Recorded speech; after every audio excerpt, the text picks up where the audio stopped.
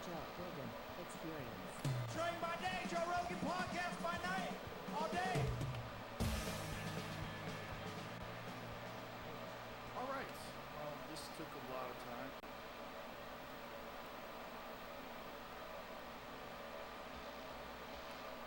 To organize, but I'm very excited and I'm happy you're both here. Thank you. Flint, please introduce yourself to everybody, what you do. Yeah, hi, my name is Flint and I'm an archaeologist. I've done archaeology my whole life. My dad is an archaeologist and I'm just very passionate about sharing archaeology and what we do. I find in general that people don't really understand modern archaeology. Who has done underwater dives and found Ice Age sites off the coast of Florida. So this is in the Gulf of Mexico. Jamie, oh, I have to do this too.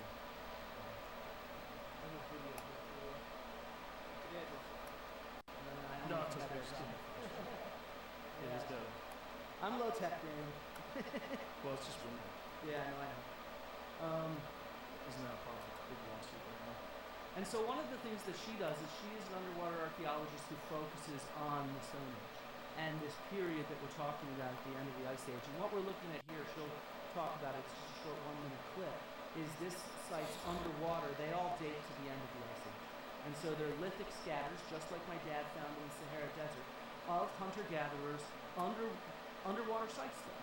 And so let's see what some of these look like. Can I ask you something? How do they go about choosing these areas to search? Yeah, she's going to explain that. Okay. So what she does is she develops predictive models based on the geomorphology. This is her colleague, finding some stone trees. So they look at the underwater geomorphology. They take known sites above water, and then they predict where they might be able to go and successfully find material. And then they go dive, and often enough they do find that material. And they're able to find it. Here we go. This is criminal justice with the murder abortion applications in the United States, or definitely in Florida. We don't just do random facts. We go back from the moon to the internet, we look at terrestrial patterns, we look at cultural, so periods where people were using shellfish as a subsistence base. And it's really important to look at those sites on land and say, what are the factors? What environmental patterns, cultural patterns do we tease out of these type of distributions? And we projected offshore, and we're fortunate, and after we put all those threads together, this is what we get. And so yeah, this is just like with my dad when he targeted areas in the Sahara. Now she's at University of Bradford and they're doing dives in different areas of Europe, and they're specifically targeting this kind of Stone Age material from this period, and they're able to successfully find it. And so I think that that's important to understand because this material is there to find, even though it's very much ephemeral material from hunter-gatherer camps. And this is oftentimes outcrops of stone for making these kind of stone tools. So that's what they're actually finding, is where they're making, looking at the geomorphology to find them. And so if we, no, sorry, let's get past this. We already talked about this wall, but I also wanted to bring up other kinds of underwater finds that have been found from the Stone Age. Cosper Cave, it's a painted cave, it's 115 feet underwater, off the coast of Marseille, found recently in 1985 by Henri Costet, and it's dated to 27,000 and 19,000 years ago, and dated by radiocarbon. It's actually the painted cave with the most radiocarbon dates from it, right? And this is what we have. We have panels of black horses. It's one of the only painted caves with sea creatures. For example, these auks, I think there's some stuff that they describe as jellyfish. There's a black stag. And so we actually are looking underwater and successfully finding this kind of material. But it's not just underwater, because I don't think we need to stop there. If you look at this culture in Europe at the end of the Ice Age, this Magdalenian culture that's associated with most of these painted caves from about 17,000 to 12,000 years ago, the exact period that grand civilization should date to. We have radiocarbon dates from a large number of these caves, very clearly locked in time. And what do we see? They're actually, even with sea level rise, they're only a couple miles from the Ice Age coast. So these are very, very close. There's not room for some sort of empire there or civilization. Thank you very much. And we love you. Another way you I tell you that misrepresent from the bottom of my heart. Okay, I'm What? sorry for Are misrepresenting you your serious? reputation, but there's no room for some We've sort of accomplished so much Yo, together. I want to thank Balkans, bro. Thanks. my family and my friends and my staff. I only say this, we have worked hard. We've left it all, as the athletes would say, we've left it all in the field. We don't have to Thank you, bro. We don't have to come and say, we'll never say in a month when we're sitting in Florida, we're not going to be looking at each other and saying, you know, if we only worked a little bit harder, you can't work harder. I will always fight for you. I will be watching, I will be listening, and I will tell you that the future of this country has never been better. Right, so anything that had been submerged would have to be within those boundaries. Yeah, exactly. And there's only a few miles there. It's not like a huge, untapped landscape to look at, if you see what I mean. Not in Biscay. Not in the Bay of Biscay, not in many places. But take the Cinder Shelf, for example. Okay. Enormous amount of submerged material there. I'm not disputing that we're going to find hunter-gatherers. Yo, everyone follow I'm simply saying Balkans fucking on YouTube and Twitch. to rule out the possibility Go of follow him. accessibility. He's a great There are streamer hunter-gatherers all over the world during on the Twitch. Ice Age. And of course we're going to find hunter-gatherer sites underwater. But to say that we've done He enough streams Adventure Island and other to rule out the games, and possibility that something he streams really interesting possible games might be found underwater on NES, SNES. is honest. There's just not enough being done. There's not enough Just try being Mega done. Man, dude. Mega Man would be There's not insane. enough being done in the Amazon, and there's not been done enough on those 27 Yo, thank you so million much, square dude. kilometers Fuck, man. of 3 submerged months? Thank you, man. shelf. Really. Whole Holy area. shit, dude. Hey, man, I appreciate that, man. The Malaysian Peninsula, Hey, dude, I hope the I Indonesian create good islands, content out for you, over you to know? New Guinea and Australia, the submerged Sunda Shelf and the Sahul. This is a new area. To me, it's podcast. absolutely fascinating. Graham Not Hancock, enough underwater archaeology has been done he's on debating I'm a not saying that archaeologist. we're not going to find hunter-gatherer sites, of course we are. But I'm saying that for archaeology to claim and to quite viciously and unpleasantly attack Yo, thank you, people bro. suggesting that Follow him. Follow there Balkan. might Let's be do it. lost civilization, to make that claim while having failed Alright, I'm thus gonna load the far vape. That's what I was to doing. investigate thoroughly I'm gonna leave the cam vast for like areas 5, maybe like a minute or two. submerged continental shelves, the vast areas of the Amazon rainforest, the vast areas of the Sahara Desert that have not been investigated. That claim is premature, and that claim is disingenuous. But we have thousands of sites I from don't these care areas. how But many Graham, sites you've give me got. a second. There's we have to talk 3,000 about underwater sites Graham. that have been found. Graham, working with archaeology is working from the known and what we actually have towards the unknown. And when you say that we're not investigating these areas, I'm showing you that we have. We have No, evidence from all. I admit you have. Okay, so let me explain. Don't and share with misrepresent people. I'm not misrepresenting. Of people. course you've surveyed some of those areas. We've surveyed quite a bit of them, and quite a bit of them are on. What do you there. mean by quite a bit? How much of the submerged continental shelves Graham, have I'm going actually to been keep studied? showing you areas that we have evidence for. Why do we have so much evidence for ephemeral hunter-gatherers, but not evidence from an advanced civilization that is global? That should leave behind monuments that are far easier to find. Instead, what we get are plentiful sites outside and in caves that show coastal interactions. We have evidence of these hunter-gatherers interacting with the coastlines. They're collecting shellfish and fish. They're turning them into beads. They turn whale bones into points to hunt with, into other kinds of artifacts. And these whale bones and these shells don't just end up on those coastal sites, they end up further inland as well. So we can see all over the world this kind of coastal interaction, and it's not just areas like that. So for example, sea level rise is not even everywhere. Just off the southern coast of Crete, I've been here, Dr. Tom Strasser has showed me around the site. Very thankfully, I'm very much in debt to him. This is an area where the African tectonic plate is moving under the European tectonic plate, and so the land is rising faster than the sea level has risen. And so Tom specifically targeted it for survey. He found dozens of sites, and then he excavated several of them. What this is an uplifted sea cave. It's a cave that was formed from wave action, before the Ice Age, and then with tectonic uplift, it raised up many, many, many meters above the current sea level. And what did he find? He found a Stone Age hunter-gatherer camp. He excavated it, he found obsidian, he found other kinds of lithic tools, he found animal bones, and he dated it to right at the end of the Ice Age, right? None of that's surprising to me. Okay. Just but we address can my find key this point. stuff so easily. How much of the submerged continental shelves have actually been investigated by archaeologists? It doesn't matter. It does matter. No, it doesn't. 27 million square kilometers, the size of Europe and China added together, and you've investigated less than 5% of it. That doesn't matter. The fact that we found thousands of these hunter-gatherer sites does not matter. It does matter. Well, Of course, you're going to hold find on, them. both That's what I expect to find in the world. Both things can be true. Both can be true. Or we can go to North America different sites, I think it is, with Clovis points, and we can see where these coastlines are. On the eastern seaboard, yes, there's a large amount of submerged coastal continental shelf, including the area in Florida where we saw Jessica Coquelle dive and found sites. If you look at the western seaboard, on the other hand, there is not nearly as much of a submerged continental shelf. And what's really interesting about the western seaboard is not only have we been exploring it for 40 plus years, and we have multiple sites dating to this period at the end of the Ice Age, sometimes with wood and cording, other times with stone tools, all Thank you, from bro. hunter-gatherers. 1 second. Falcon, Graham. you're the man, dude. And so you mentioned this Clovis first hypothesis, right? It's been decades. You bring up Hey, I appreciate that a lot, news dude. articles and headlines that say that it's still being debunked. Especially I'm not That's working right now. what archaeology is. Our articles Not that ourselves you have to do don't that, say but that. I'm Our just saying I articles appreciate instead that, man. present new hypotheses like the Kelp Highway hypothesis, because scholars do not write the headlines for media articles. I cannot help how journalists portray what we do, okay? And so what we're looking at is this new migration pathway, the Kelp Highway hypothesis done by John Erlandson and others.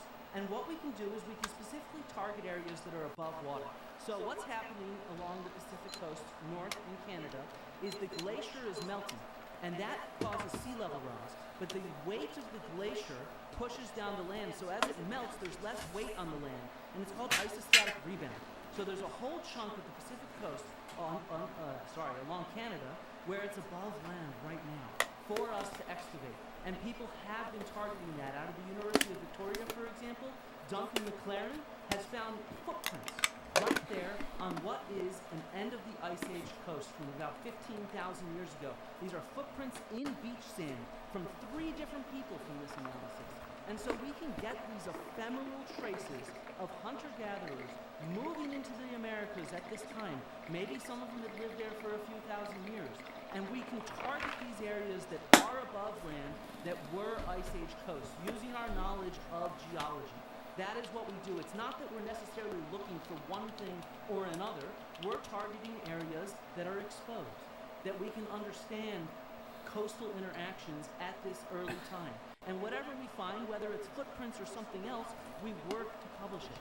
And then we put together clear dates of the stratigraphy in order to get it at high resolution when these people were walking on this coastline, on this beach, if you see what I mean. These 3 different people right here. Well, how did you feel when Tom Dillahan Tom Delahaye was the excavator. Dillahan. Motivator. How did you feel when he was describing what was ultimately true, but was being dismissed and he was being shut off and people weren't willing to look at the data? How do you feel as an archaeologist? Oh, I think that's complete. I don't mean that what Graham's saying is bullshit. I think it's complete bullshit for any colleagues of mine that try to shoot down actual evidence. That is ridiculous. I'm not trying to say that all of archaeology is like any community of people. There includes some assholes. I have worked with some assholes before, right? And so I would say, though, that to represent that as all of archaeology is kind of silly, because most archaeologists don't focus on the people of America. Me, I do ancient Greek research. When people arrive in America, does not impact the research I do, for example. All my Greek colleagues, people that do Chinese archaeology, people that do archaeology of Australia, none of those people really have a horse in the game for the peopling of Americas. And so if there were a few asshole archaeologists, well, then I condemn them. I think that is a problem, you know, and I think that there are, just like in any community of people, whether it's politicians, entertainers, or in your neighborhood, there's assholes. We should say that that's the wrong way to be. And if those people are assholes, I think that's a problem. Phil, you were showing us a picture of Florida. Yeah.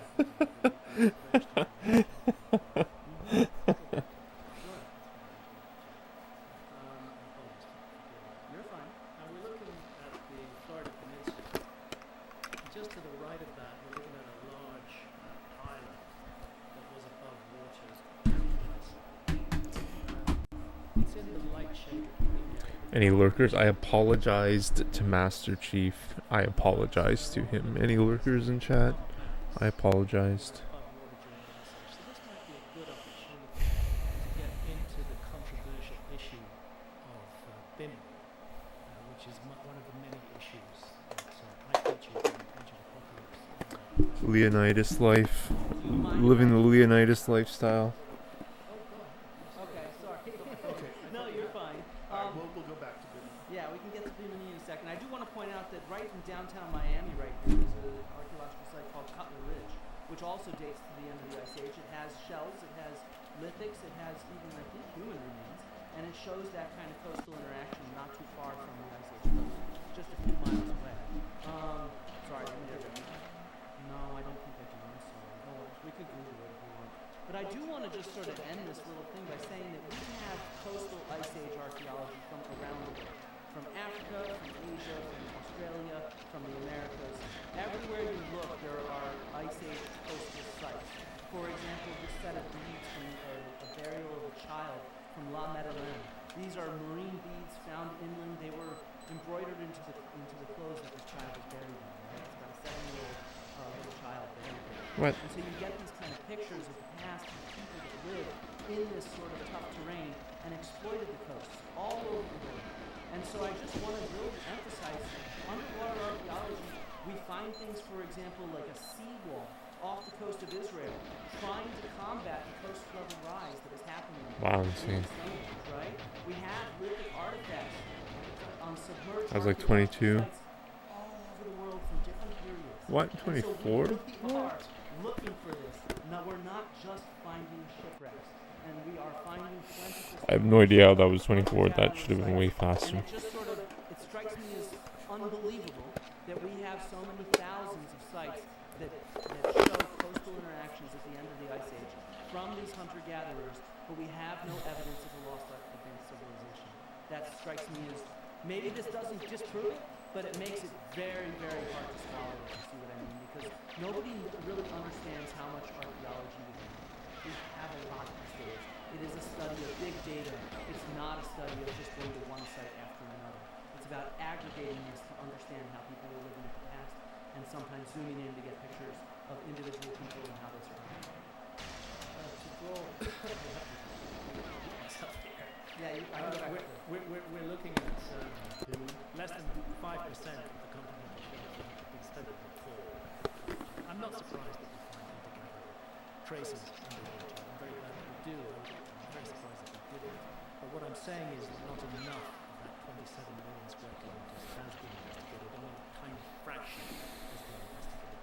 And that fraction is not enough to draw the conclusion that we can absolutely say there was no lost civilization. Same goes for the Amazon rainforest. Same goes for the But can we say there's no evidence for an advanced civilization in what they have studied?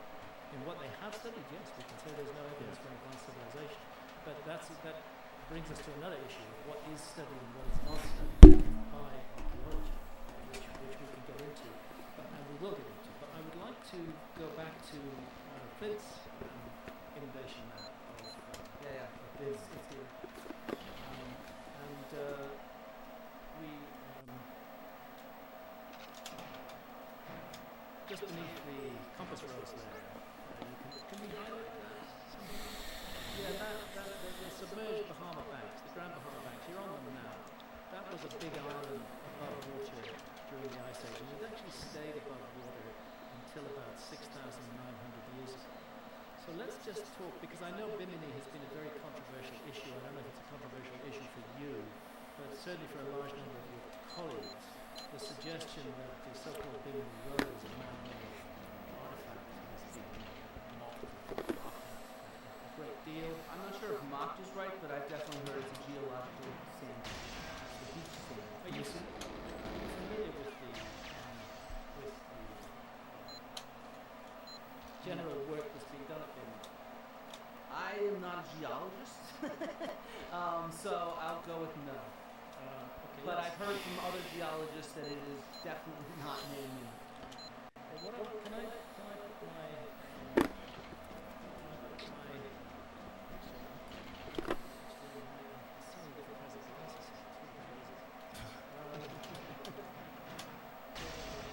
yes, I just want to say I work with Dr. Glenn Mill, who's a leading geologist studying the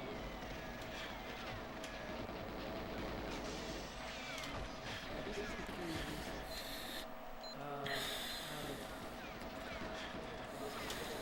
What?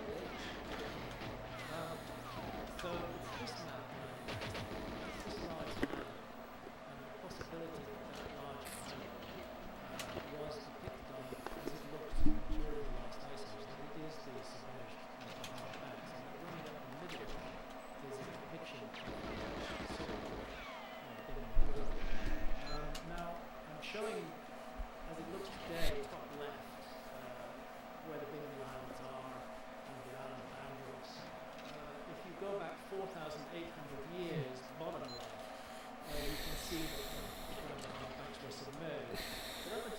2,900 years ago they were above water, and 12,400 years ago they were above water. I must say that looks very much to me like the previous map. This is Glenn Milne. He worked with me on the inundation maps for my 2002 book Underworld. I think we have to agree that he's a very major expert in the field.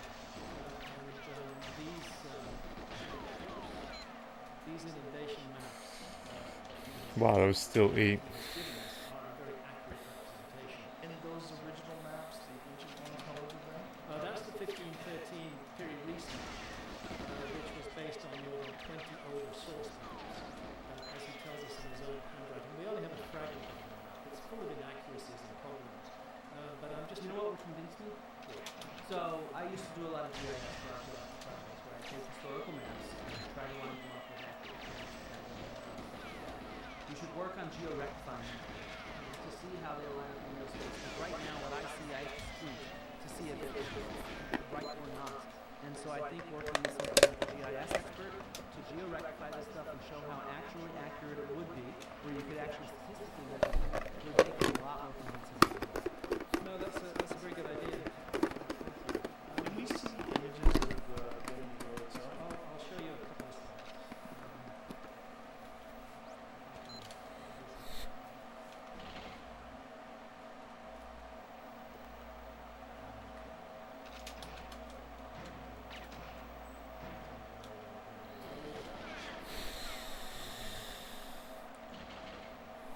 And so these are arranged in what fashion? I see these small segments of it. No, there's a huge extensive area in this map.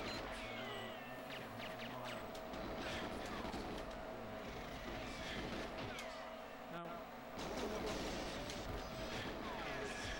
the suggestion that this is totally natural site. You're not familiar at all with the work that's been done on this part? It's not my expertise, no. Because if you read the literature, you'll find that archaeologists constantly refer to work that was done by Eugene Shin and a couple of other geologists arguing that A, built the new roads totally natural, and B, it is pretty young. It's only 3,000 years old or so. But this is an area where there's a real problem. Because in the literature, archaeologists cite the 1980 and later work of Eugene Shin, which itself cites his 1978 article. But 1978 article is very hard to follow. I have to do a lot of work to hold it. Actually, the 1978 article contradicts what's said in the 1980s and later. The whole authority for Are there any artifacts from the Bimini River? Because I've excavated road surfaces and I found a lot of artifacts. But let me just play you again, Jenny. I guess I'll have to get there this time. Let me just play you a little clip from Eugene Shin, upon whose authority the Bimini River has been dismissed as recent. Could we add that question? And then I'd like to show you what a road surface looks like under excavation.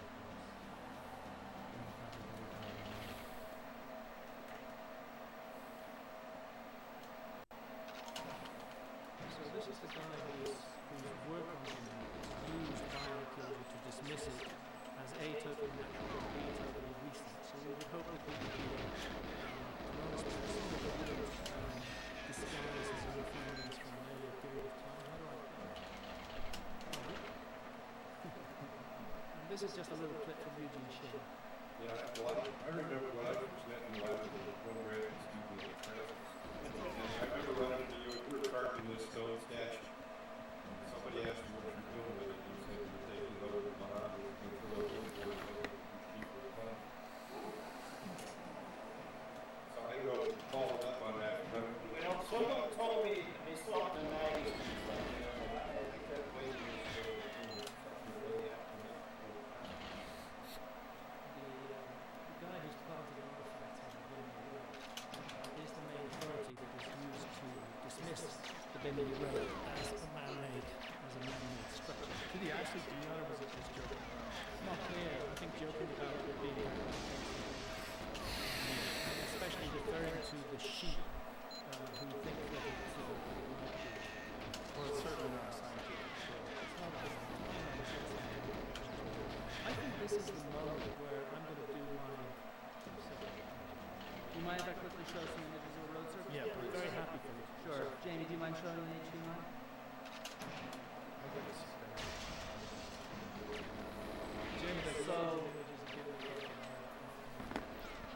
in Romania, we did a series of magnetometry surveys. This is called Piskria. It's sometimes referred to as the Romanian Pompeii. And so to ground truth our magnetometry survey, we opened up trenches to find these Roman roads. And so what you see when you look at Roman roads is you see pottery in the packing of it, you see animal bones.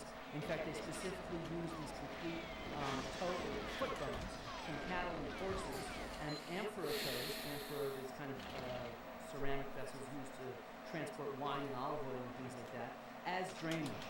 And so, as you dig into a road surface, you expect to find this kind of material. Everywhere I've excavated roads in Greece, in Italy, and in Romania. And how old are these? These are from, this is about 2,000 years old. Yeah. And so this is the kind of packing you can get. You get plentiful artifacts associated with roads all the time. And there's no reason, I could see maybe the animal bone is not preserved underwater, but ceramics preserved really well. Those thousands and thousands of shipwrecks that we've excavated, most of what we find is the wood from the ship and then the ceramic vessels. And so that survives. Ceramic is virtually indestructible once it's high fire. And so, this is the kind of stuff that we find alongside road surfaces, and we find it everywhere in the world. And at Bimini, how much searching have they done looking for things like that? A great deal of work has been done by amateurs who archaeologists have pulled really most unpleasant score for several decades. That work has, in my view, been unvaluable and has been worthwhile doing. I don't claim that the Bimini Road is a road. That's just what it's referred to these days. I do claim that it's a very large megalithic structure, which was So calling it a road is unfortunate.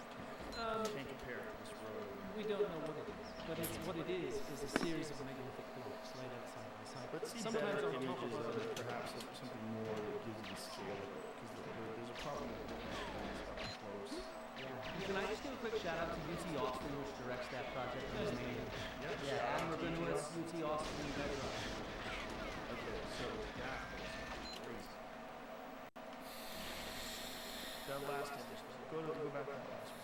That's crazy. I mean, that is, how big are these guys?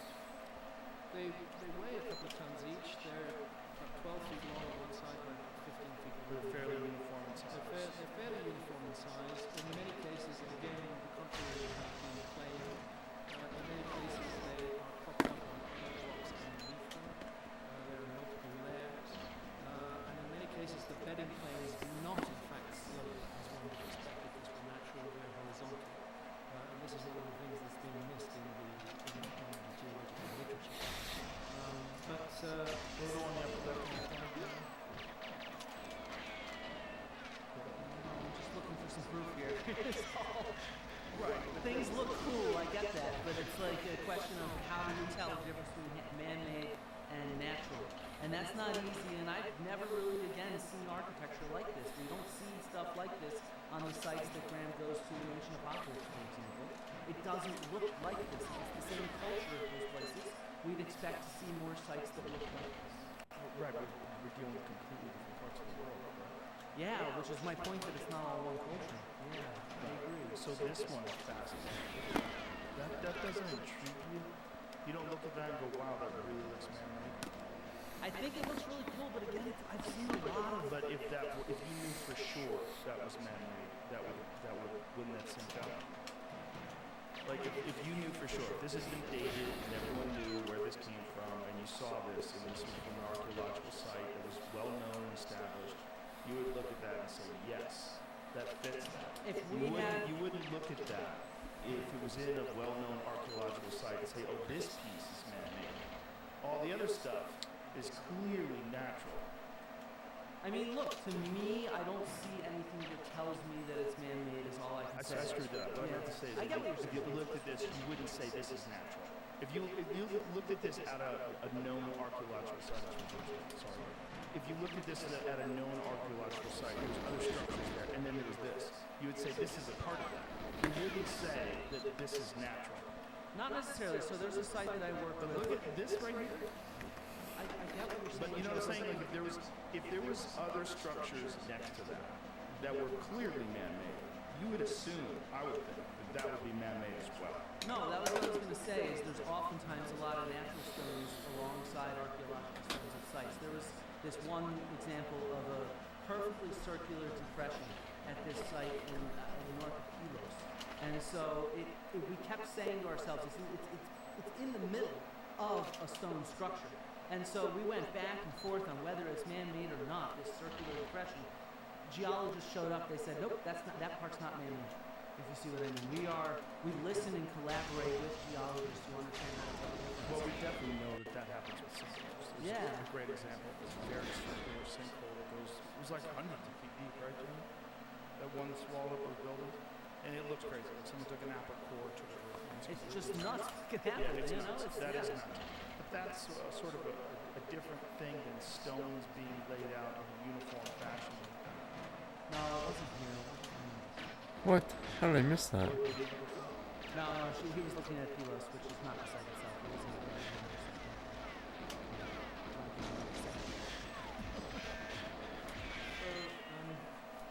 Since we saw Eugene Shin and the reference from Roberts to the sheep who believe in outrageous possibilities of a galaxy, I want to address the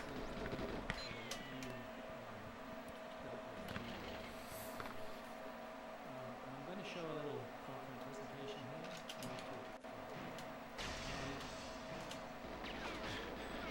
But we know that it's very powerful. I heard that you were going to have the same control recently, and there's Galileo brought before the opposition for heresy. Here we have Flint Dibble.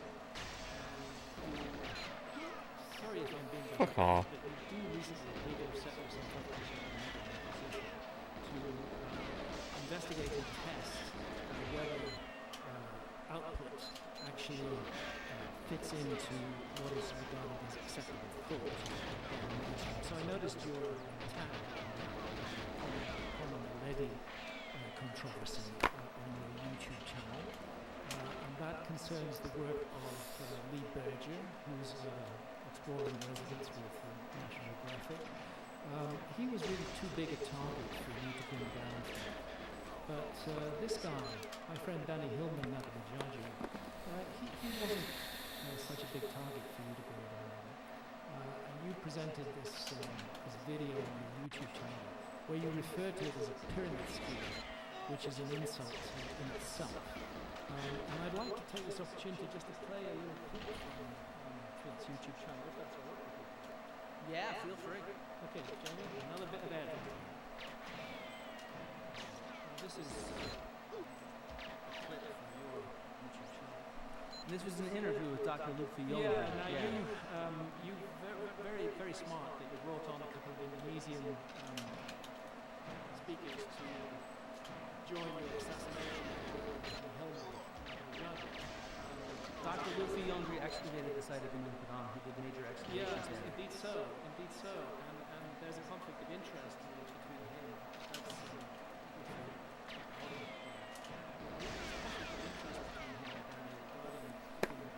I'm more interested in the way that you guys present this and the mockery that's involved in it. Let's just play that one.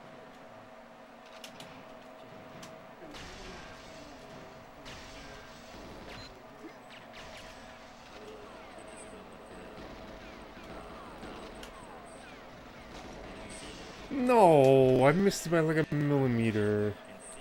Oh my god.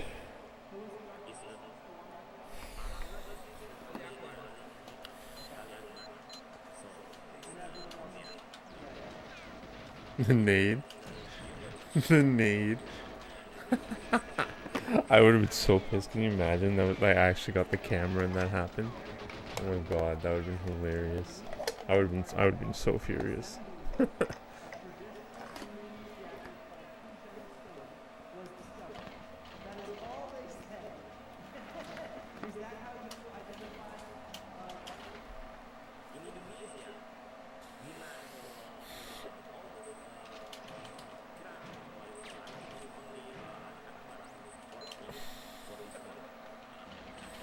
He's the only one. There's only one.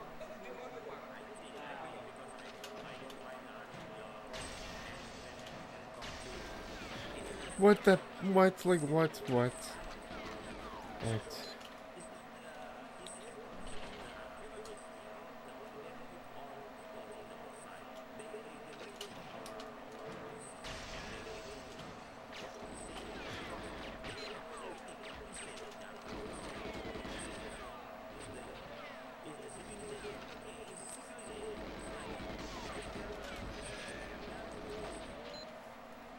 Now, I'll continue with my presentation.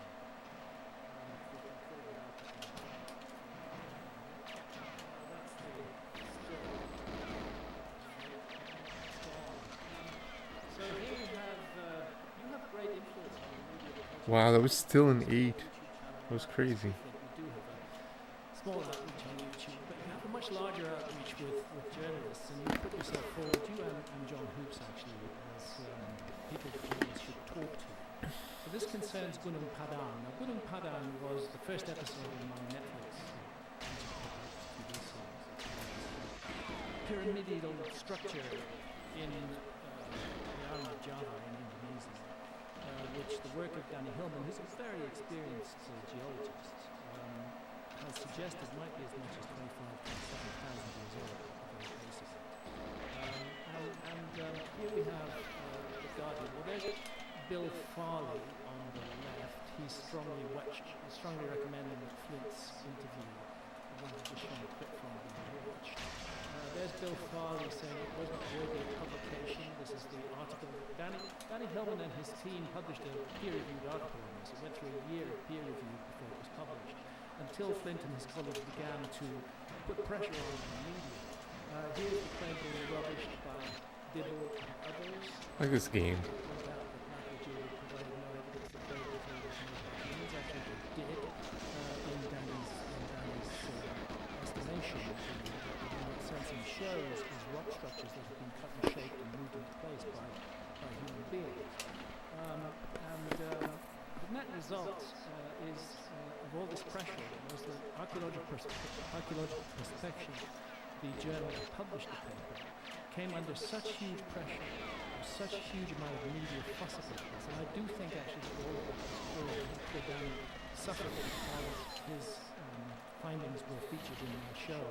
I think the reaction of archaeology to my show was probably why Danny got targeted. At the end of the day, the witch-finder general worked out. Ah man, like come on. The boost, that boost was insane. Oh, what? Like what? Man, it'll be soon. It'll be soon. It'll be soon.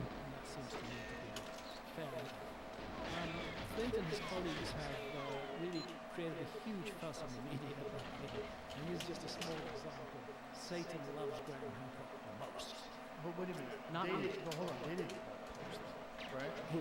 Oh, no. I'm talking about Flint's influence on media. Can I make a quick comment? But you can't connect Flint to that. Go back to that image again. You Yeah, can't connect Flint to this. Well, I Can I can. make a quick comment? But even if this Satan loves Graham Hancock the most is either one of two things.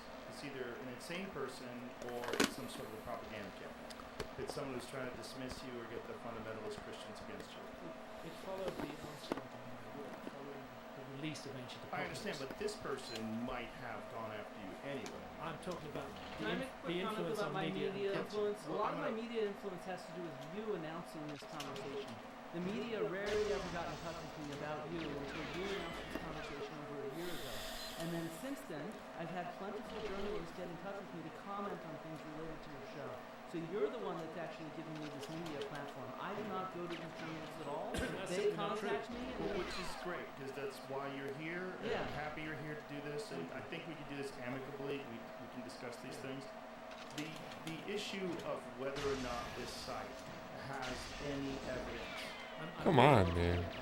Okay, but Talking I about- think that's kind of important. So for the people listening, like, what evidence is there? The evidence is Can we see some of years it? of dedicated work that's published in that paper that eventually was retracted. Why were you laughing when you saw that tweet? Because it wasn't a tool. You don't think that's No. What do you think that is? I think it's natural again. That looked absolutely nothing like any human-made tool I've ever seen. And to be honest, the excavator of the site agrees. And so, you know, Come on, it's please. never described in Can the we article. see that again? Please. Can we see that image again? Please. Like this game, You can man. Google it if you want I to. just want to see that image. I can Google But actually, it. that's the least important part of it. Right, but the The image most is important part is okay. the That piece right there. administrating, That piece right there. Boy, that piece looks like a tool to me. It looks like it's been shaped by human hands. If you cut out the part where we go into it in a little more depth and we compare it to the Kujang daggers, which Okay, are I'm not saying it looks like a Kujang dagger. I don't even know what that is. But if someone showed me that in the museum, I would say, oh, 100% that was made by human beings. Does it mean it 100% was? In the weirdest of circumstances, could that be naturally formed? Perhaps, but boy, it doesn't look like it. Look at the right angles at the base of it, how it looks like it's carved and worked. Look at the line down the center of it. That's not how we identify. Looks it. like a butt understand, plug. But that looks very similar to the touch of modern humans or some human that we would recognize as human on stone. And that's the importance of people that are familiar with the millions of artifacts that do exist. So Right. we can look for That things- doesn't look to you like it was worked. Not really, no. No, it looks like it's just a Yeah, natural it just stone. looks that like a eroded. weird eroded stone from a slope. So like maybe thousands and thousands of years of a channel passing underneath the base of it. Has Yeah, eroded that rolling part of around, it. sediment, stuff like that, rolling against it. But how do we? What about the uniform, which is fairly uniform? The peak, the way it expands at the base, it looks like there's It's not how we like identify. Come on, man. the line down the center of it. I understand, but Yeah. that nothing about that. No, and in fact, part of what we were laughing at is that they don't describe it or go into any detail about it in the article. They just describe it in half of a sentence, and then they show an image that's about the size of my, a quarter or a nickel. How large is the actual artifact? I think it's something like this. So you're making about 12 inches. Yeah. Yeah. Okay. The artifact is the least important part of the review. I was just fascinated by the dismissal of it that you guys were laughing because I just don't know if Part of that's a that- thing to laugh at. But part of that was in the context of the fact that Luke de Yonder had been snubbed. He'd been working at that site for several decades. He published a book on it, and none of his research was ever acknowledged in this article, and the media never ever went to him, which is why I got in touch with him, because there's all this publicity around this site, the Mina Padan, partly because Graham's right, it was on his show, and nobody's paying attention to the fact that major excavations have happened there. I'm sorry, I'm interrupting you, but this image looks much less man-made. Yeah, and that's just another image of the same thing. But the other side of it is probably what we're looking at previously. Yeah, it is. Yeah, okay. That looks man-made. So one side does and one side does not. Just to my own transparency. Can I The be- bottom right-hand corner, Jamie, click on that one. Yeah. Make that a little larger. That looks very. That looks like something to work with. The other side does not. There's not another artifact in the world like it. Can I be clear? Yeah. That the issue here is not that. I understand. I mean, we're probably lost the weeds here on this. Danny Hillman and his team have done years of investigative work with seismic tomography, with ground penetrating work, using their expertise in these technologies. They are of the opinion that we can see the image second, roughly in the middle at the top there. Those are photographs from Luc de Yondry's book, not from Danny Hillman's article. This is the excavations that he did, I'm where talking he has I'm- clear radiocarbon dates. Sorry, I'm talking top left. Okay, sorry. Top left. Keep Where the, are you, keep- Jim? where you see the red and the blue. Yes, this is an example of resistivity tomography that Danny and his In team the have article, done. there's a question mark after tunnel/G. And my view is that this work needed to be taken much more seriously and not rubbished and dismissed in the way that it has been. And that I do feel that the retraction of the article, rather than the publication of opposing comments, is important. And thirdly, Lutfi Gondry has not done any of the work looking into the deep depths of Gunung Padang. His excavations have only been in the top meter or so. Can I pause you for a second here and explain what we're looking at? So the people Wow, that was an listening, insane we're camera. looking at an analysis of the ground structure and what type of instruments were used. Seismic tomography, which sends sound waves down into the ground and bounces back a reflection of what is seen, low resistivity, high resistivity, ground penetrating radar. We don't have time to go into all of this in depth. The information has been extensively published. I've published on my website a massive article by Daniel responding to the retraction of his article, and I suggest that we don't go through it. Okay, but what evidence is there that this is man-made? The evidence is the interpretation that Danny and his team, who are largely geologists, have put upon the imagery that they received from their remote sensing work. And their suggestion is that there are man-made tunnels and chambers in the depth of Gunung Padang. The stonework in Gunung Padang is not in its natural formation and natural shape. It is placed by human beings. And when you go down and you take up soil samples associated with that stonework, you find that they date back to about 25,000 years ago. None of those cores came from that tunnel or chamber or any of those features that they described. None of this is a reason for the article to be retracted. I never called for the article to be retracted, I didn't say and you it's did. still available online in its full text and all of its images there. Do you think having the word retracted across the top of an article helps the credibility of the Yeah, article? but they did not do an honest job of presenting the archaeology of the site by ignoring the major excavations that have already taken place there. And I think that that's very important. When But you publish What a- were the The excavations have been in the top meter. What was the findings of those excavations? Yeah, can I get the Yeah. HDMI really quickly, Jimmy? Okay, so on the left is actually the book published by Lutfi Gondry, and I'll show you some of the trenches that he's done. So there's this megalithic architecture there, and he's gone down in all the different terraces and along many of the different walls and excavated below them, so that you can get datable material from under the walls that are visible, the same walls that Graham featured in episode 1 of Ancient Apocalypse, right? And so in the case of all of them, he has carbon charcoal that he has taken and that dates to 2,500 years ago. It's impossible for there to be clear charcoal underneath all of these walls. Here, let me get a photo. Also, he's found plentiful artifacts. Groundstone. This is for grinding sort of plant products. This is pottery that he's found. And then charcoal found underneath each of these walls where there's sterile soil. Date that, and that tells you that the wall dates after that. And consistently across all of them, the dates came back as about 2,100 years ago. So 100 BC is when the walls that we see on the site were built. Danny doesn't dispute any of that for the depths to which Lutfi Gondry excavated. But he It's the doesn't 15 demonstrate of anything It's like the 15 to man-made. 20 meters below. He does demonstrate it's And man-made, he claims provided- that there was a reorganization of the site that was reorganizing an earlier layer, but these photos from this excavation demonstrate that this was not built on earlier architecture. This is built on soil. And so there's no architecture directly underneath these terraces. None of the areas where Danny excavated or dropped the core into have anything to do with the standing architecture. Okay, so to summarize, these particular excavation sites are very clear, 2,000 something, 100 years. 2,100 years, very clear. Now, Graham, what evidence is there that there's man-made structures or any evidence of man-made construction that's older than that? It's the interpretation of the ground penetrating radar and the seismic resistivity, seismic tomography work that's been done. It's the interpretation of that made by Danny and his team. Past a year Which is just this that we're looking at here? No, there's much more. But we just don't have time to go there. I'm actually giving a presentation on Flint's influence on media and culture, and we're getting drawn into a But deep it's important because it's something discussion. that comes up and I want to... Oh my god. Don't spread misinformation.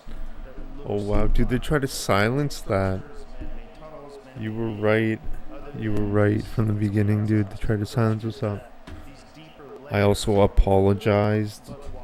Oh, they're definitely hold on, I gotta answer this. I apologize to Master Chief. the soils that have been brought up beside them. What Hey, gorgeous. the question is whether How are you, the beautiful? soils were associated with anything worked by human beings. I'm doing amazing. How are you? The evidence is the interpretation of Danny and his team from Not much, just relaxing. How are you? What are you doing? manipulated What are you up to? maneuvered by human beings. And how do they That make is- that that is decision? not They a- never claim anything was Oh, that's good, manipulated or baby. maneuvered.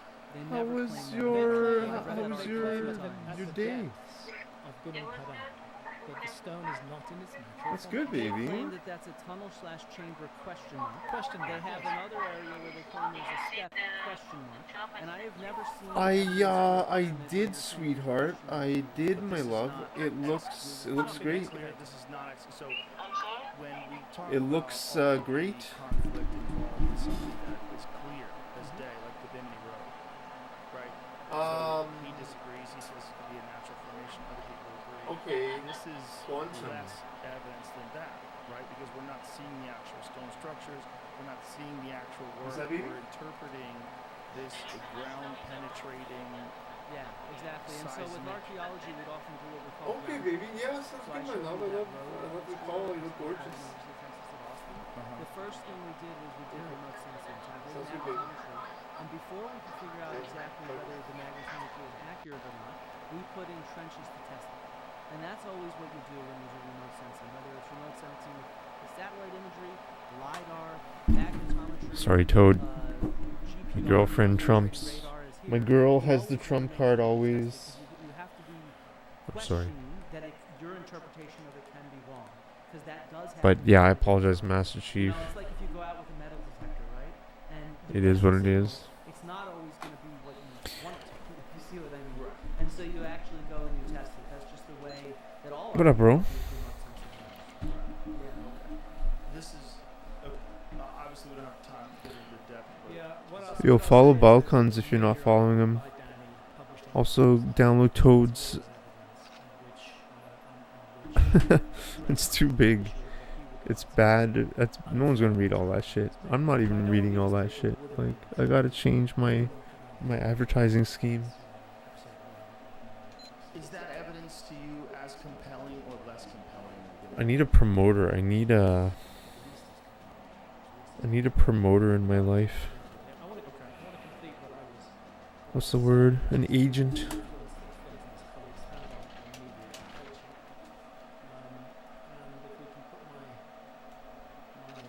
Dude, 95 billion for Ukraine, eh? How about that? That's crazy, dude. 95 more billion dollars. An agent provocateur. Bien, bien dit. Bien dit là. Man, I was watching a French. I was watching a French thing, and the guy kept saying, "Quand fait," instead of saying "que nous faites" or "nous faisons." Kept using quand, que, on. No, I said Sound that really this idea of retarded. Atlantis, the way it goes back 200 years, it has been used for those reasons. So are you saying you're Con. perfectly correct? I think that it's editing me out of context, Graham. I did not call you a white supremacist or a racist. No, hang on, that's because I think using nous in French just sounds better all the time. because you know perfectly well that saying that my work encourages white supremacism Anyways. and encourages racism is going to end up with me being tarred as a racist. Thanks for being here, bro. Very well that tarring somebody as a racist. Aw, will man. say, look, the results there, down there. Make no mistake, Hancock is a white supremacist like Trump. Oh wow, dude, the bloc has a lot of fucking voting power, man. Like, they fucking... You cite 19th century sources. They have a lot of voting power. And I label those as racist. And I see it as Like, a what the problem fuck, man? to readapt those kind of sources. Don't they get, like, huge... Don't they get the biggest amount of money from the federal government handout? I have no such idea. Aren't they a net negative province? Why should I not? And I never make Not that hating a on forefront Quebec, of but, like, anything that I write. I don't just fucking put that rock in the there as a boat. paragraph, and I say he should not be citing these kind of sources without critiquing. And you, like, move there and you're aware of that. There's a lot Yeah. more in the history. Like, dude, What are these sources that Yeah, are cited sure. about Atlantis and why do you what are they gonna do? They're gonna charge, like, $100 lap Yeah, dances? sure. So, Is the economy just rippers and casinos? Atlantis was used as a colonial justification by And the whale Crown of watching? Spain for claiming land in the New World. And So what this idea of Atlantis from the 16th build up into the I mean, what are they 19th doing? with the book on They have, Atlantis they have by some James mining. Donnelly, it described this They have as some this global hydroelectricity, but I mean, superpower that was, like, you know, European and that was responsible how is it for a the sink? economies of indigenous areas. It's one of the biggest provinces in Away Canada. from local cultures of their heritage. Right, but he's not doing it. I never said he did. I said that he's I citing understand. these It's sources. insane. But this is something that is a very nuanced subject. And when you say that it reinforces white supremacy, Again, I said the sources did. right? But go back to the quote, Jamie. Go back to the tweet. But listen, this quote Yeah. reinforce white supremacist ideas, stripping indigenous people to which Yeah. and instead giving credit to aliens or white people. Which would not be a None of those good things thing. are I know Graham doesn't even talk about I mean, it. maybe. And so true. that's Did you why I'm say that? You know that I said they that would not just in specific relation to make Hancock's ridiculous claims, laws, though, just this because they this can. narrative of Atlantis that has gone back hundreds of years. Right, but that. Here's Yeah, the Guardian, true. So they're misquoting you, are they? As Didless states, such claims reinforce white supremacist ideas. They strip indigenous people of their rich heritage and instead give credit to aliens or white people. Why didn't you put that word? Well, Did you actually say that though? I did not say that Graham reinforces white supremacist ideas. As I've said, So this the All they need is history, another Celine Dion. they strip the stories of Atlantis, yes. And I think that that's an issue. for Celine Graham. Dion, one in a generation. Sites, right? So the quote reinforce white supremacist ideas. That's not yours. No, that's not a quote. It's not a quote. Right, it was in the other one. That's what I'm getting And to. again, They that- strip indigenous people of their rich heritage and give credit to aliens or white people. In short, the series promotes ideas of race Off, that man. are outdated and long debunked. And this is your own. Hey, bro, thanks for being here during Game 1 of the Leafs Bruins. I'm quoting from that's a quote from your article published in the Conversation. Bruins are facing the Maple Leafs yet again in the playoffs. Given the strong links between Atlantis and Aryans proposed by tale as several old Nazi as time. archaeologists, you are associating me with this, and you are attempting to get me I'm asking cancelled you to effectively. distance yourself from that. Is But actually what I'm trying that's to do. not what you're doing. You're associating him with that, clearly. I don't think so. I Oh, do not you see don't this as think that? propaganda. Look at the way it's phrased on Okay. your article. This sort of race science is outdated and long since debunked, especially given the strong links between Atlantis and Aryans proposed by several Nazi archaeologists. That's like a part of the headline. So you want me to show you some tweets I've gotten from people that are fans of Graham Hancock and think that... No. Listen, stop. Don't do that. They're not connected to him. They're just humans. There's a lot of crazy people in the world. This is you. We're talking about you.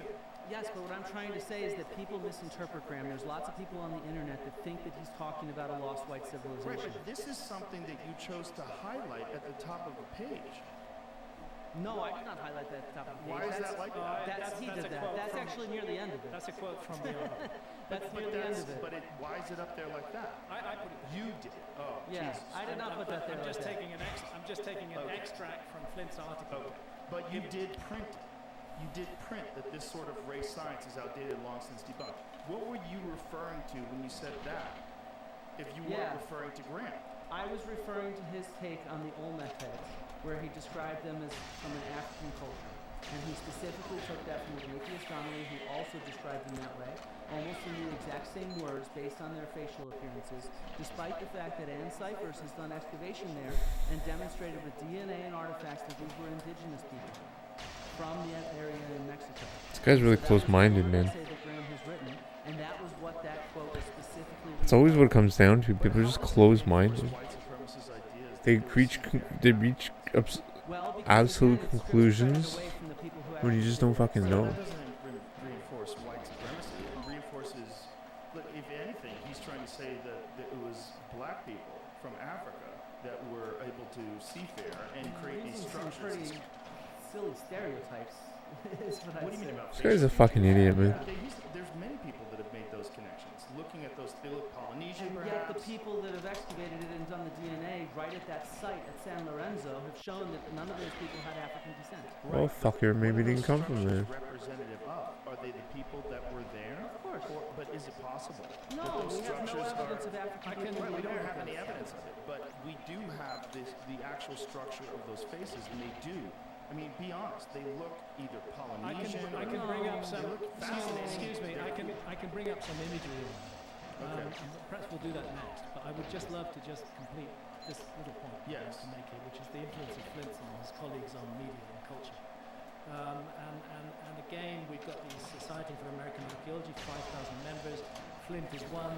Flint's co-author, John Hoops, actually helped to write this letter to the Society of American Archaeology. They're saying that I embolden extreme voices that misrepresent archaeological knowledge in order to spread false historical narratives that are overtly misogynistic, chauvinistic, racist, and anti-Semitic. I mean, you apply those labels to somebody and you're going to get that person hated by a lot of people.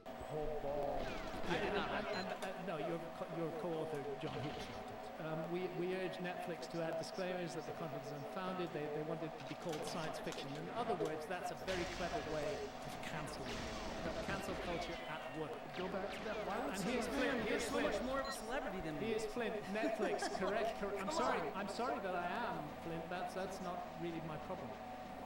Hey Netflix. Hey Netflix. Correct your mistake and reclassify Ancient Apocalypse as fantasy. Netflix. Correct your mistakes. This is you pushing this.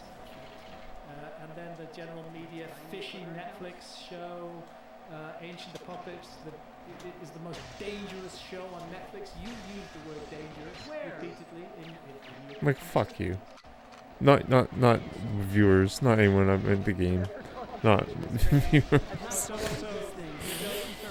don't think I've done. Oh, I meant the fucking game. The way that you refer to archaeology as, you say that you're number one enemy of archaeology and things like that. I'm such a mess. My life is such a This is mess. what we do. We are doing our jobs. No, you started off Ancient Apocalypse. I'm saying archaeologists see me as public enemy number one. Like, That's fuck exactly this Started game. off by saying we're not sitting around thinking about you. Most of my dad's colleagues, when I mentioned I'm coming on here to do this, they had no idea you were talking about the ice age. They I'm thought you speaking were of talking about archaeologists like you, Flint, who see me as public enemy number one and who have quite a substantial outreach in the media. Unilateral here. Wow. Archaeology, as Dibble calls it, acts to reinforce white supremacist ideas. Flint Dibble interview Ancient Apocalypse, Graham Hancock, and conspiracy theories. I mean, what the fuck is the conspiracy theory?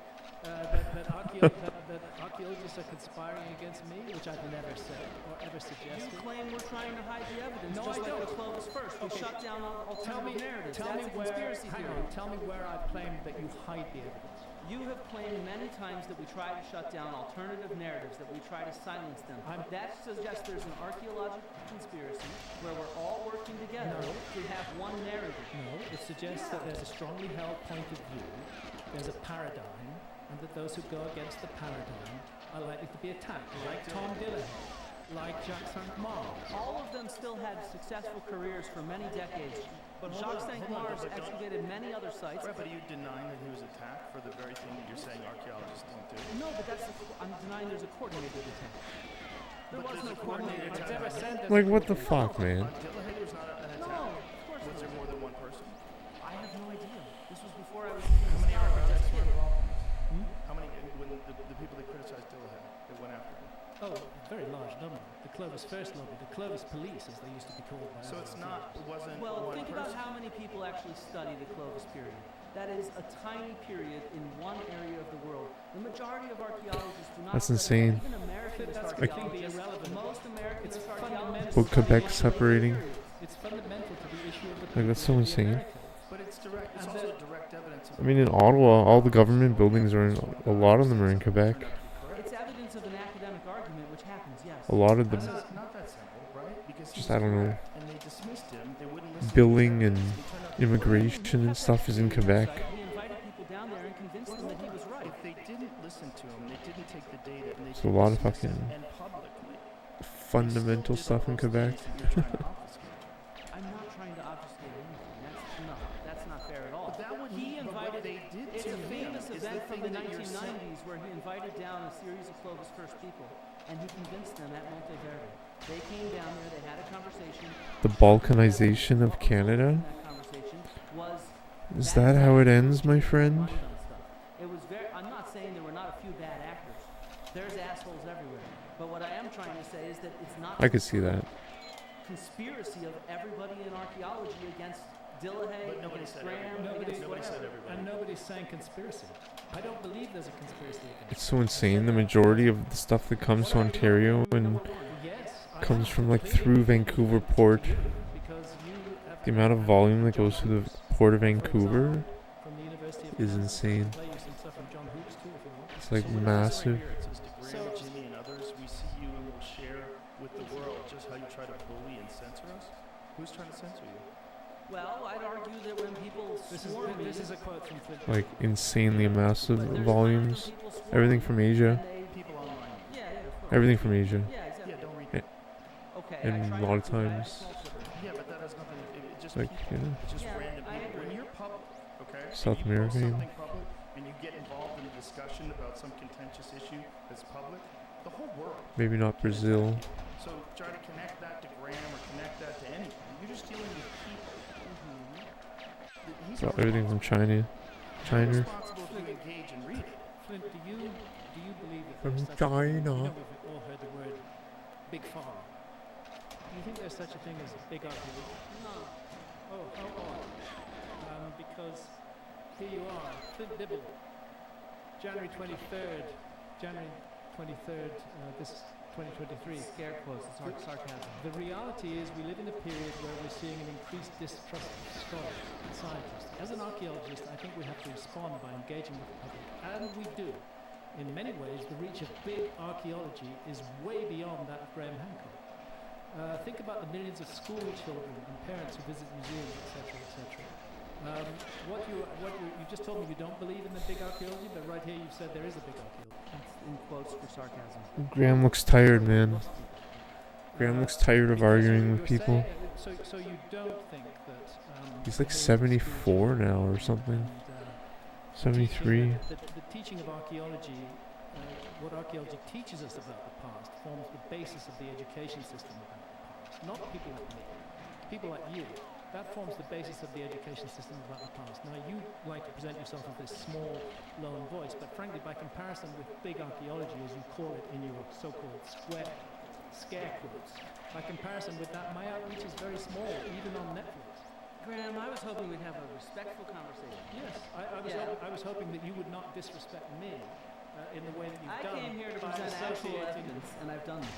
Here you have Dibble exhorted colleagues to mobilize worldwide in the battle against pseudo-archaeology. If there's any conspiracy here, who's it against? Let's move on. Next one. Are you The having ball's fun? the ball's in your court. The ball's in my court. Yeah, go ahead. Say something interesting. Say something new. Say something interesting. Well, this is Like, I came here to have a respectful conversation. I want to be very clear about this, Graham. I have critiqued the sources that you have used, and I've critiqued the evidence that you use. I have only met you for the first time today, so I do not know how you are as a person or how you treat other people. And so, to be honest, I think that you've just tried to go and smear me back for what you see as a smear on yourself. Fair enough. That's okay. Just presenting facts. Yeah. What you actually say. I'm presenting facts as well from archaeology. Yes. And I've shown you the kind of big data evidence that that's we not actually being have, done in the which areas of the disproves world. your entire civilization. Let's have a look at. It doesn't disprove my entire system. How can you possibly do that when you've only investigated less than 5% of the continental shelf? I hope they talk about the pyramids. They haven't talked about the pyramids yet. Possibly How disprove can you claim They're it's an trying to argue all these other red herrings. Like, just talk about the the pyramids. Ice Age evidence that you have. I don't dispute it. Of course, there were hunter-gatherers in the world in the Ice Age. There's Everywhere. hunter-gatherers in the world Everywhere. now. I'm sorry, there's hunter-gatherers in the world now. There's hunter-gatherers in the Amazon rainforest. There's hunter-gatherers in the Namibian desert. I mean, we coexist with hunter-gatherers today. Why shouldn't an advanced civilization have coexisted with hunter-gatherers in Yo, it is, buddy. Can you hear it? As I've said, I think you have an issue with the sources. I turned it down because I want people to hear what I'm saying, you know? I'm deeply unhappy that you have associated me with white supremacism, racism, misogyny. It's a little low, yeah. Notice it was always the same quote. Want me to turn it up? I can turn it So up. I said something once and then it gets recited. The subtitles isn't working anymore. I don't know why. Yo, happy 420, bro. This history of this idea, which has been used by white supremacists, and that's an issue. Right. And I would like Graham to separate himself from that history in a stronger way, because he goes around the world to different cultures and he claims that instead of their ancestors building this stuff, it was done by his civilization. They were the ones that taught people around the world how to do that. But does he do that in his own backyard? Does he go to Stonehenge and say that probably got a lot of Stonehenge was pot. built by this lost civilization? No, Nice, he says bro. it was built by Neolithic British people. Because I And wouldn't so- look for a lost civilization in northern Europe during the Ice Age. Why not? We Because have a lost- hunter-gatherers there. Yes, a lost civilization would not be choosing to live in northern Europe during the Ice Age. It was a frozen fucking wilderness. Not everywhere. Why would they want to live there? Not after the last glacial maximum. We have people in the UK living there. Well, it's not where I look. I look in areas, in underserved areas of the world. We talked And so about this is these, an issue. We have We the talked about these mysterious strangers. the lovely aspects of humans around the world, and then he How's goes around that? and tells people it wasn't their ancestors. Is that a good happy medium No, I don't. between me speaking I don't. I'm sorry. and the I podcast? don't tell Cite people. Maybe a little better? I don't Turn tell off the Besides people. podcast a little civilization bit. is teaching people how to do ancestors it. of the people that were Let there me- before let in the me- exact same area. Let me summarize in very brief what I am actually saying. I'm saying that there was Who's a watching? cataclysm at the end of the last ice age. It's called the Younger Dryas. There are arguments Is the about game whether this volume? cataclysm was caused by Yeah, I rise of can't turn it disintegrated down comet. anymore. This is the comet It's already, research group. like, This is the Younger Dryas impact hypothesis, but I'm way saying there was a low. cataclysm at that time. There was a civilization. Now, it's you, not me, who say that that civilization was I an empire. can't for the It's you, not fucking. me, who say that that civilization Joris will fucking haunt me in my. was highly He'll send me a advanced. text message in the middle of the I would say night. that I'm looking, in my view, what we're Just looking at is a civilization like all others that emerged out of shamanism. I love it. I'm glad he Went a watches my little runs. bit I'm further honored. than I'm honored some someone other that good civilizations watches and my some other runs. shamanistic A random ass cultures run. that developed a highly advanced knowledge of astronomy that was able to explore and map the world. And I'm saying that at the end of the Ice Age, that I civilization also apologize to was Master largely Chief destroyed. too. I don't know if you were there with A that very small number ridiculous of shit. I survivors apologize. settled amongst hunter-gatherers as we would today. I've made this point before, but if there was a cataclysm on our planet today, people from our so-called advanced technological civilization would not survive it. We have absolutely no hope of surviving a global cataclysm like the Younger Dryas because we are spoilt children of the world.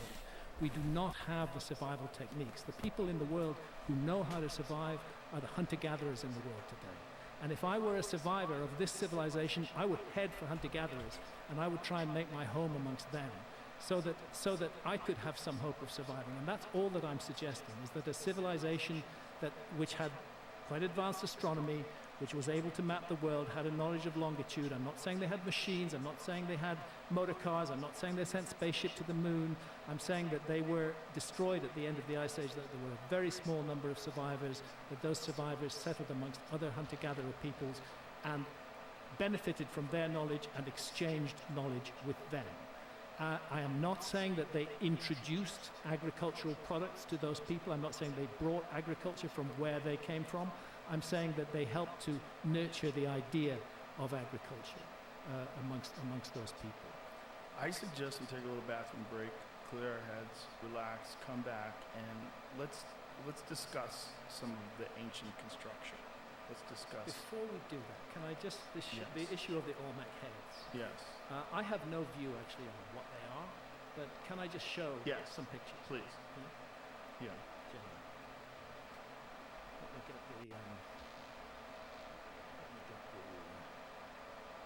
the, So these are the Olmec heads. Santa photographed these in Mexico way back in the early 1990s. They're certainly intriguing looking. I'm not sure whether they're Africans, whether they're Polynesians, or whether they're Maya. They could well be Maya. Or Olmec. I'm just interested. Yes, they're Olmec. We have strong connection between $95 billion. Oh my god, $95 billion, bro. To Ukraine, my man.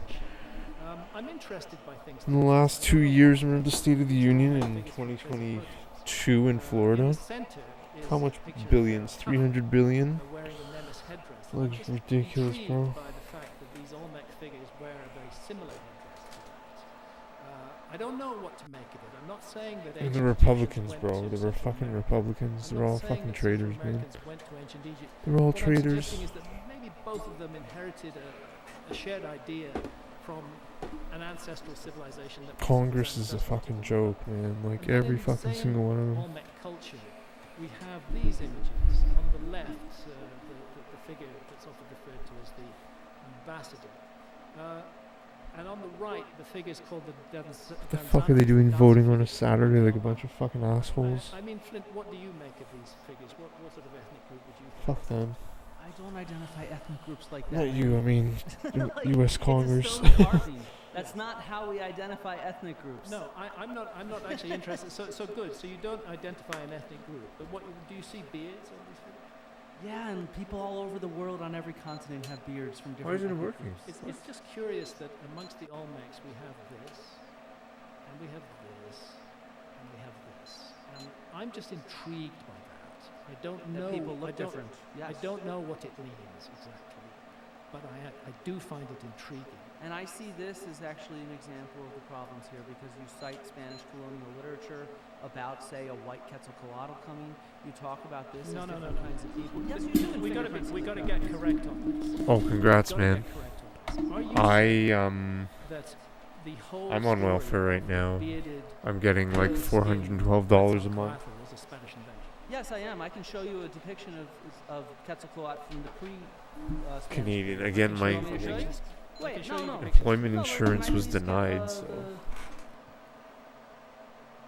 Here we go. This is Quetzalcoatl on the Borgia Codex. This is from before any Europeans arrived in the New World. Yeah. This is on a hide. The ink has been analyzed, the hides have been analyzed, and this individual has tan skin, no beard, but a feathered headdress because this is the feathered serpent. Well, god. actually, we can't see anything from that image, but that's not the point that I'm want to make. why is it not The point that I working? want to What make the is, fuck do you is think going on? that Why isn't Spanish this working? deliberately imposed an idea of Quetzalcoatl on the I think that Mexico. every single source that we have of white skin in indigenous Americas comes from Spanish sources, and therefore I who see are it as quoting indigenous. Like why? but quoting them inaccurately because people quote things in biased ways. This happens all the How time. do you know they're quoting them? Because again, we have earlier representations is there a of these document- individuals is there a that show document- they don't have white skin. is This there- is the document, Graham. Is there a This- document against about this Spanish conspiracy? Do you regard the peoples of Mexico, the peoples of Colombia, the peoples of Bolivia as so stupid that they would simply accept an imposition upon them by the Spaniards? So, no, I think that interpreting these kind of sources is difficult. And so, Jamie, do you mind playing my video by Curly Tlacoyala? He's an indigenous archaeologist here in Mexico. He is a co-host of the Tales from Atlantis podcast. Can I interrupt you? How old is that image? The image you just It's showed? from like the 14th century BC. 14th century AD. You mean? AD, sorry, yes, I misspoke. Chill. So this is pre-Spanish invasion. Yeah, Okay. it's been dated and studied, the hides and the inks. Is there others of Quetzalcoatl from that period, or before Yeah, that? there's other Quetzalcoatl And they images, are and similar. they're all, Holy they're all very jeez, similar. man. Yeah. Holy Well, on jeez. Wikipedia, there's several images of him. You got accepted for social security disability for yo, you got disability too, yo. Congrats, dude. Bro. I gotta fucking we're gonna turn down this podcast because I got a story for you, bro. Dude, so in Canada for autism, man, yeah. Hey man. I'm sorry that you have that, my man.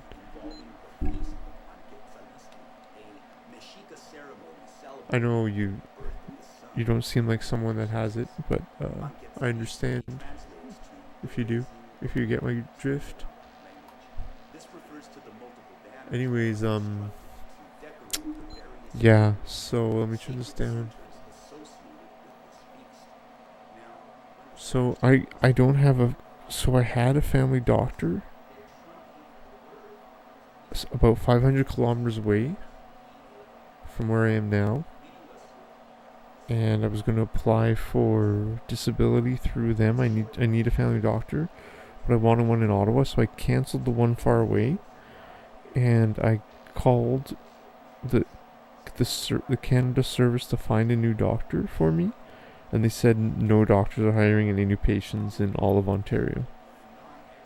And there's like over a 2-month wait list. I have no doctor. My parents aren't going to have a doctor soon. Because I think they're just trying to fuck Canada. and the United States, but the US is still private. Yeah, dude, so I have no doctor. And I have disability. I was going to apply for disability, but dude, bro, big news, my friend. Big news, my dude. I don't know if we talked about it. I guess you and I haven't talked, man. I might be moving to China, man. To China, comma, man. It makes sense to I me. might have gotten a teaching English job in China, dude. Since when? Dude, so I'm waiting on a contract, man. I'm waiting on a fucking contract right here. So, thanks, man. Thank you, buddy. Yeah, dude. Dude, in fucking, there's a couple cities, so dude, I got offered. Dude, I got insane offers, man. I got offered Hong Kong, and I might turn that down because it would be sharing an apartment.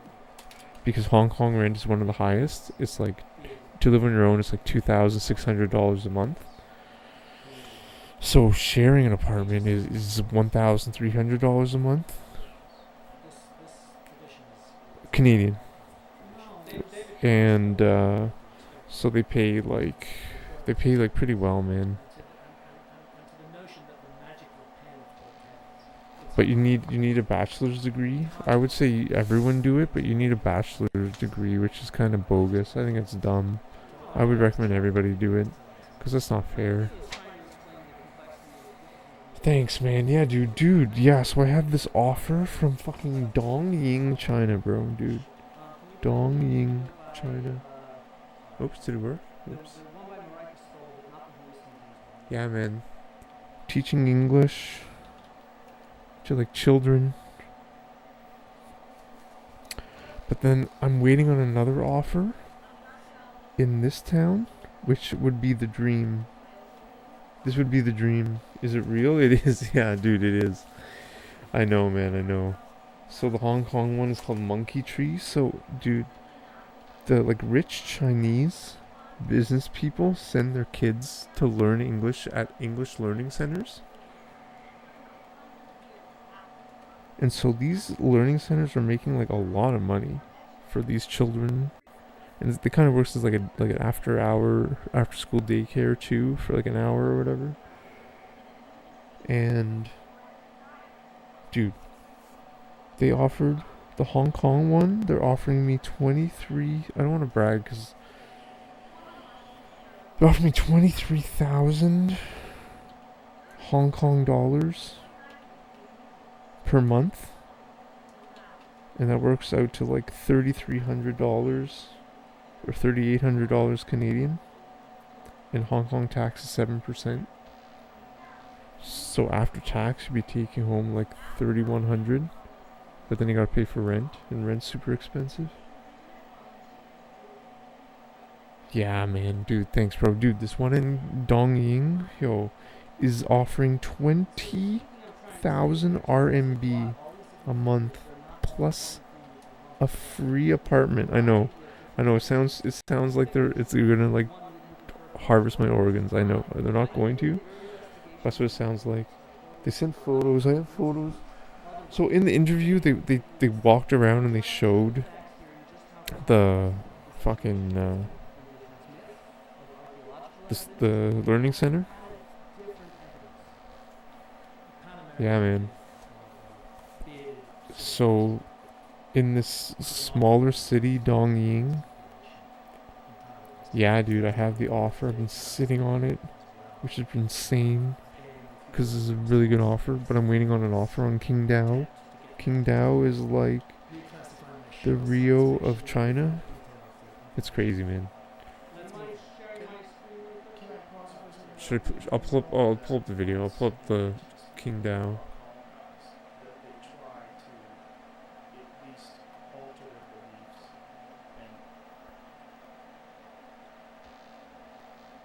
I gotta pull it up, dude. It's insane.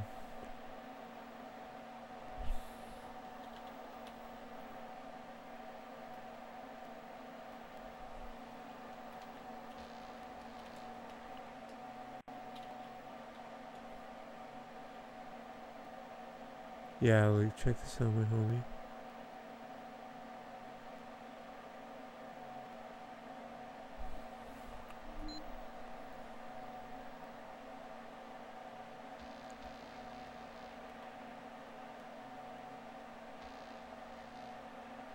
Look at the city, man. It's insane. This would be the dream.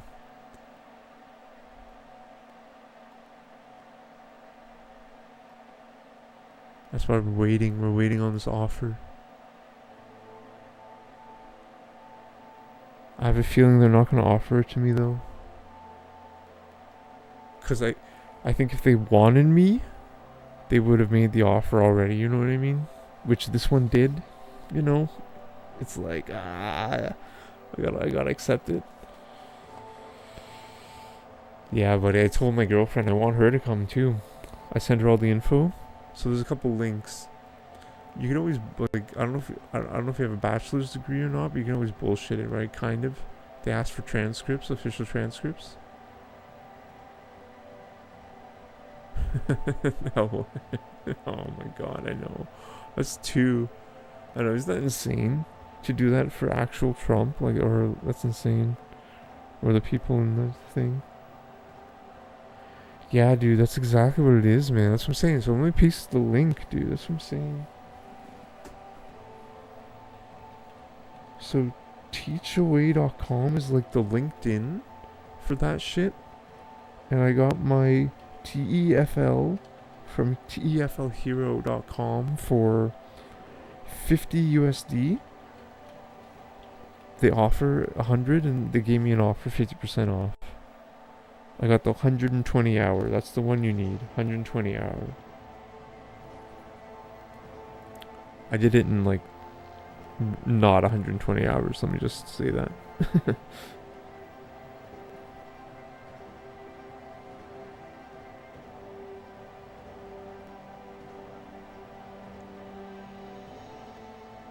Yeah, man. So I told my girlfriend. She's supporting me. That's where Tsingtao is made. Qingdao. Tsingtao.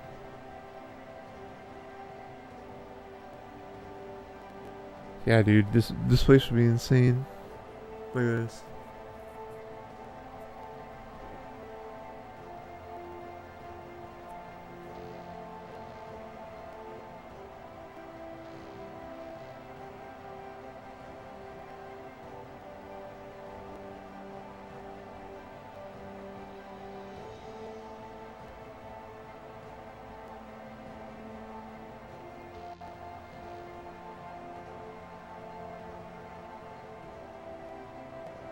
Oh my god, man, it looks like fucking Sydney, man. Or like fucking looks insane.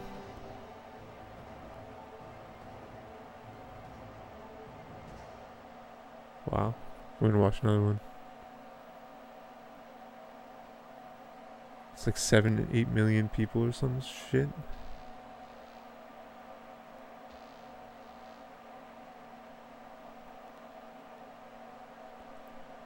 This one's insane. This fucking video is crazy.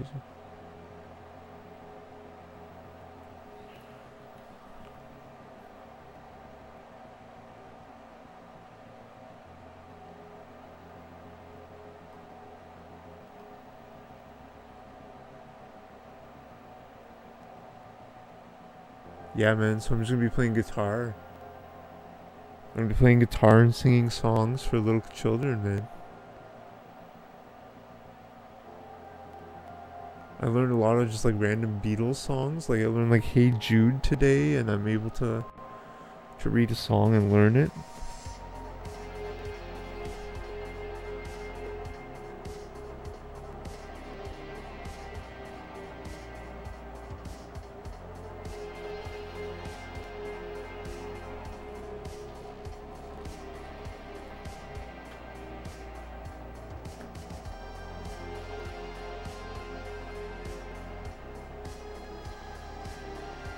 The school that gave me the offer is Shane Best Learning Dongying.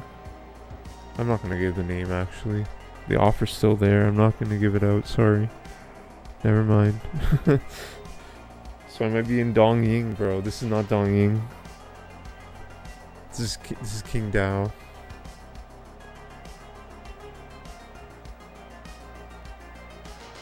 Yeah. Oh, it's a big change. No more, dude. On 420, admitting I'm gonna have to stop smoking. I mean, I don't know. In this city, it looks like I can find some sources. You know, like this looks like fucking Rio de Janeiro, man. Like it's insane. Looks like Cape Town, Rio, Vancouver. It's amazing.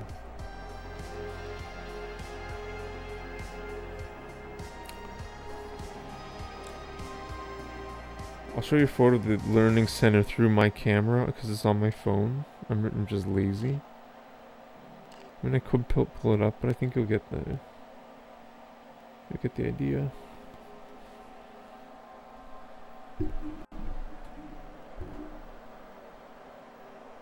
Right, just like a child's room, classroom.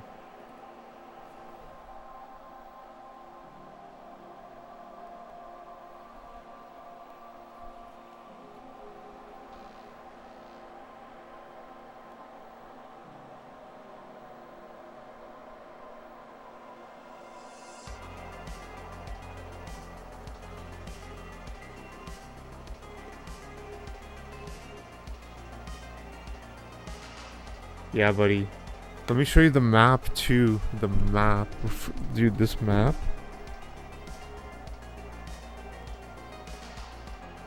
Add an image. I posted it in Discord. I'm sure you don't have to. I post so much shit in Discord, but this fucking map. Let me pull it up.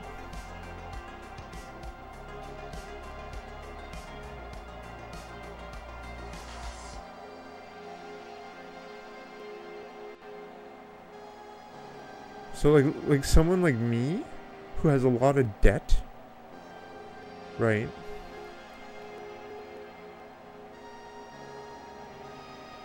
Even if I stay in Canada and not find work, it's just going to be more and more expensive. It's just going to be so much expensive through time. And I mean, if I'm working, so that's K dollars you need per month. It's pretty accurate per person. The website, I think it's cost of living website. I can't remember it exactly. So I just grabbed some specific ones. Even like Cuba, 1.35K.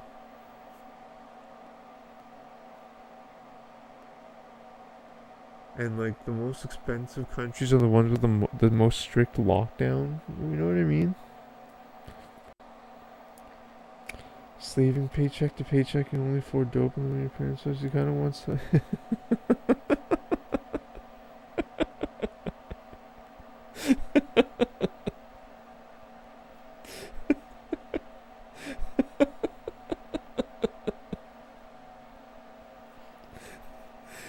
I'm actually crying, not laughing.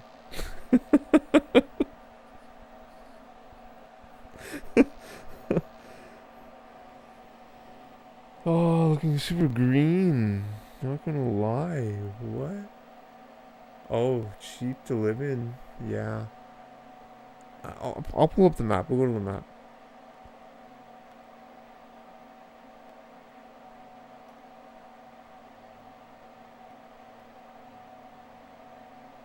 What's it called?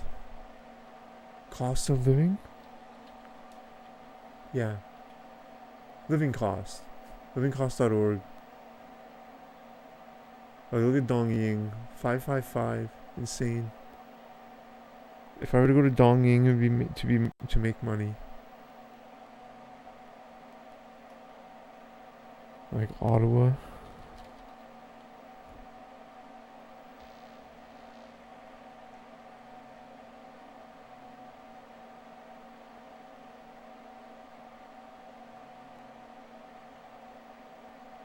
Pretty accurate. Let's go to the map. So that's Syria? Yeah, 486. Insane. That's pretty insane. And look at Saudi Arabia, 1.24. UAE, 1.91k. Wow. Turkmenistan, 1.67k. Argentina, 563. Uruguay, 1.2k. Like, why? Look at this. It's Venezuela, 764.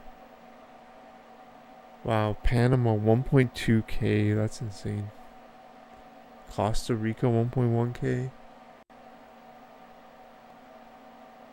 Mexico, 982. Cuba, 1.3k. Like, what? That's impossible.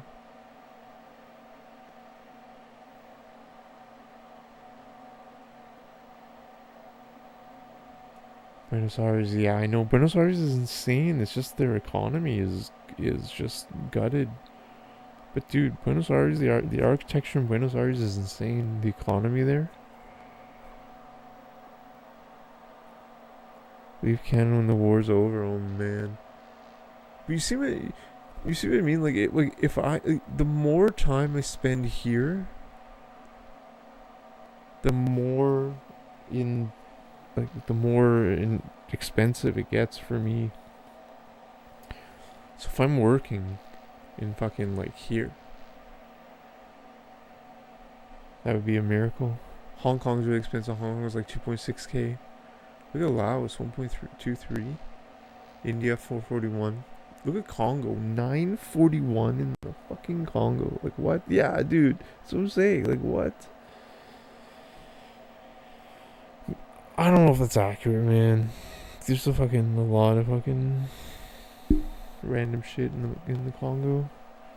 But I mean, they have huge cities too, and their mining sector. It's not worth the expense. Yeah, exactly, dude. And I'm in kind of trouble, right? If I had a job and no debt, it'd be good. But I don't have I have no job and I have a lot of debt, so.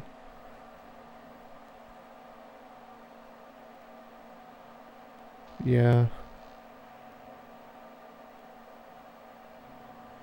Yeah, man, dude, if you guys want to do this shit, like apply through Teachaway. That's how I did it. Get the TEFL. RIP the Canadian dream. I mean, it's not it's not over. I don't think.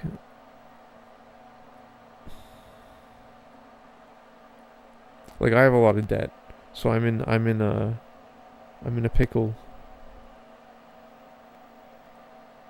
I'm in quite the situation I put myself in. So I gotta figure my life out.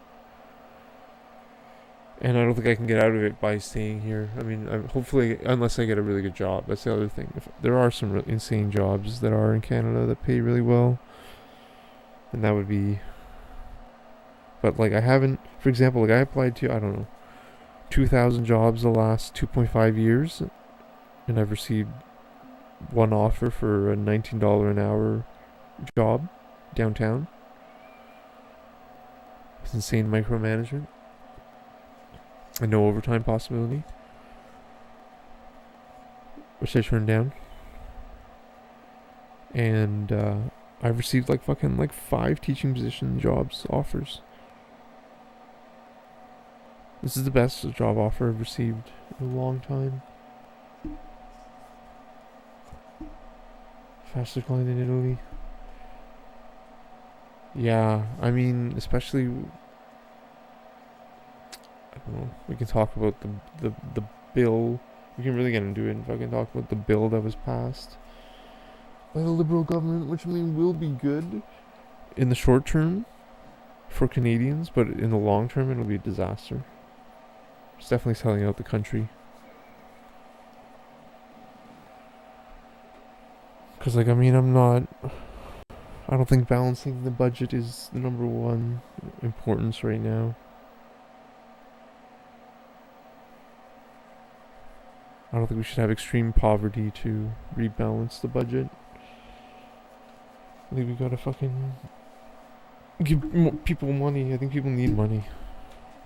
Can't have fucking shitty wages. We just have to stop this immigration. you know, as I immigrate to another country. Greece, 1.15k. That's ridiculous. Serbia based. Oh, that's Bosnia. 977, 56.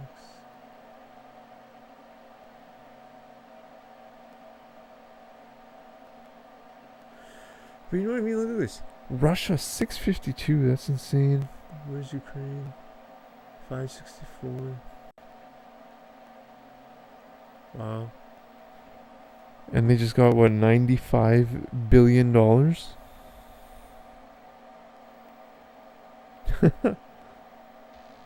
They voted on a Saturday? What? Alright, let's play some GoldenEye. Thanks for listening. Thanks for your interest, my friends.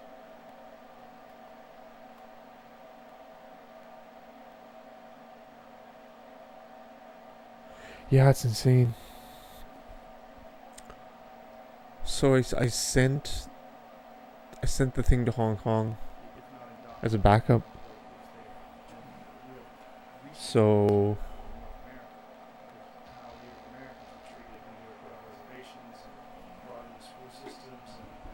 like, if this falls through, I really hope it doesn't.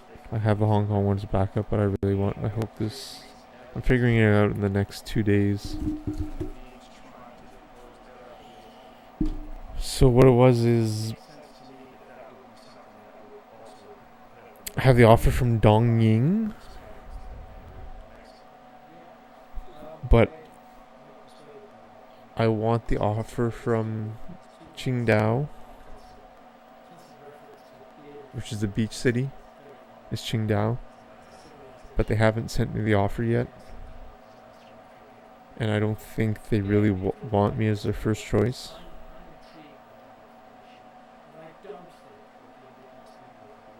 Which is fine.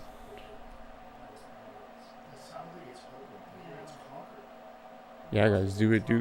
Go on Teachaway. I'll paste it even again, honestly.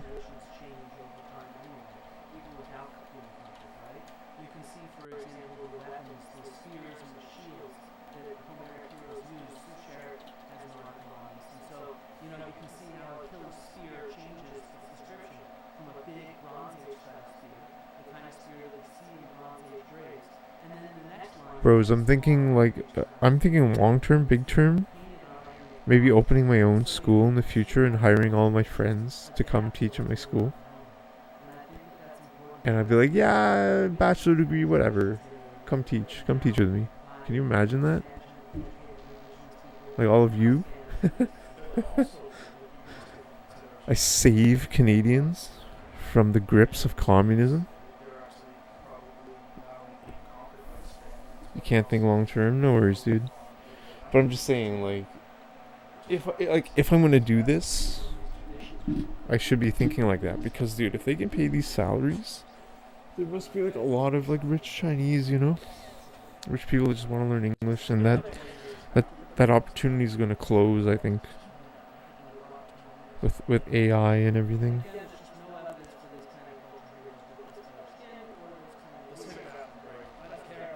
I feel like the after school learning center is kind of like a boomer concept, but I guess it's bumping in China still.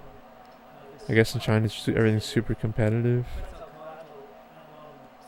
You know what I mean? So I mean, I can't see the next generation of Chinese sending their children to English learning centers, because their English will already be immaculate, which it already kind of is almost.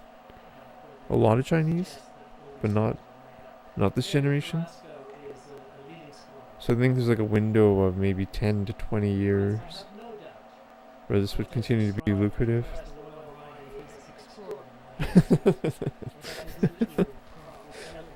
I don't know, man. Well, dude, that's the thing. I'm keeping I'm going there to pay off my debt in Canada, right? I'm gonna be sending money back. I might even have to sign like a consumer proposal where I have to make payments, monthly withdrawals. making its first appearance 30 or more years after the This next 7 8 months are just gonna be completely unpredictable. This Spanish fiction, the story of I Moctezuma's hear ya. paralysis, parades down the years through the literature and scholarship and is internalized by commentators less wary than all the way to Leon Yeah, but I don't. Cortes's I know what you're saying, Toad. Cortes's charismatic pen Yeah, that's something like consumer proposal, maybe. Leon Cortes's extensive Nahuatl training and sense of the Aztec ethos, not But Sahagún's profound familiarity with Spanish because I don't want to contribute no ruin my credit here. Especially, it's a global world. That's when I'm finding my applications. It's everything is global, man. They're asking for they ask for photos of your degree and official transcripts from the university and shit. Like, you can't really fucking unless you steal someone's identity or just Photoshop it. How do you do that for a transcript? And the don't say there's well, you only use one in your argument, and so I tend to think though also that this is fairly irrelevant at this point because I think. So it's just like everything is. There's just they know everything. They know what teachers' colleges in Canada. It's a standardized thing. I don't have that. We're still missing dates and how this relates to the larger hypothesis of a lost Islamic civilization. And so I think that that's important to think about how the data varies. So do you mind if I go into some argument about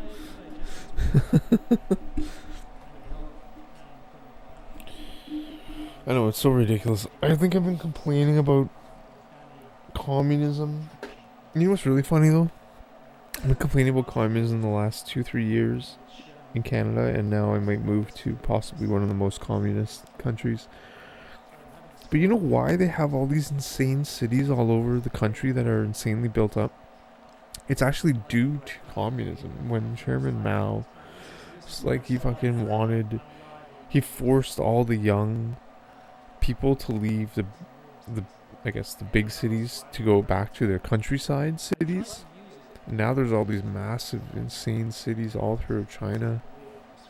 And it's due to communism, which is insane to think about. Like, Chairman Mao screwed a generation to bring prosperity to the subsequent generation. I feel like this is the payoff, which is wild. That's where all these random cities in the middle of nowhere. It has like fucking skyscrapers. Dude, I'm Chairman Mao. Isn't that insane?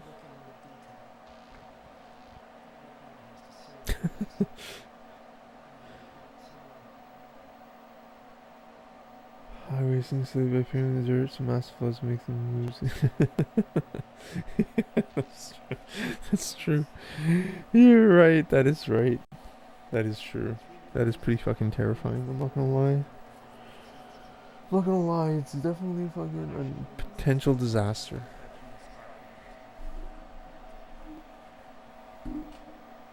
Oh wow, what does that mean? Pardon me, sorry.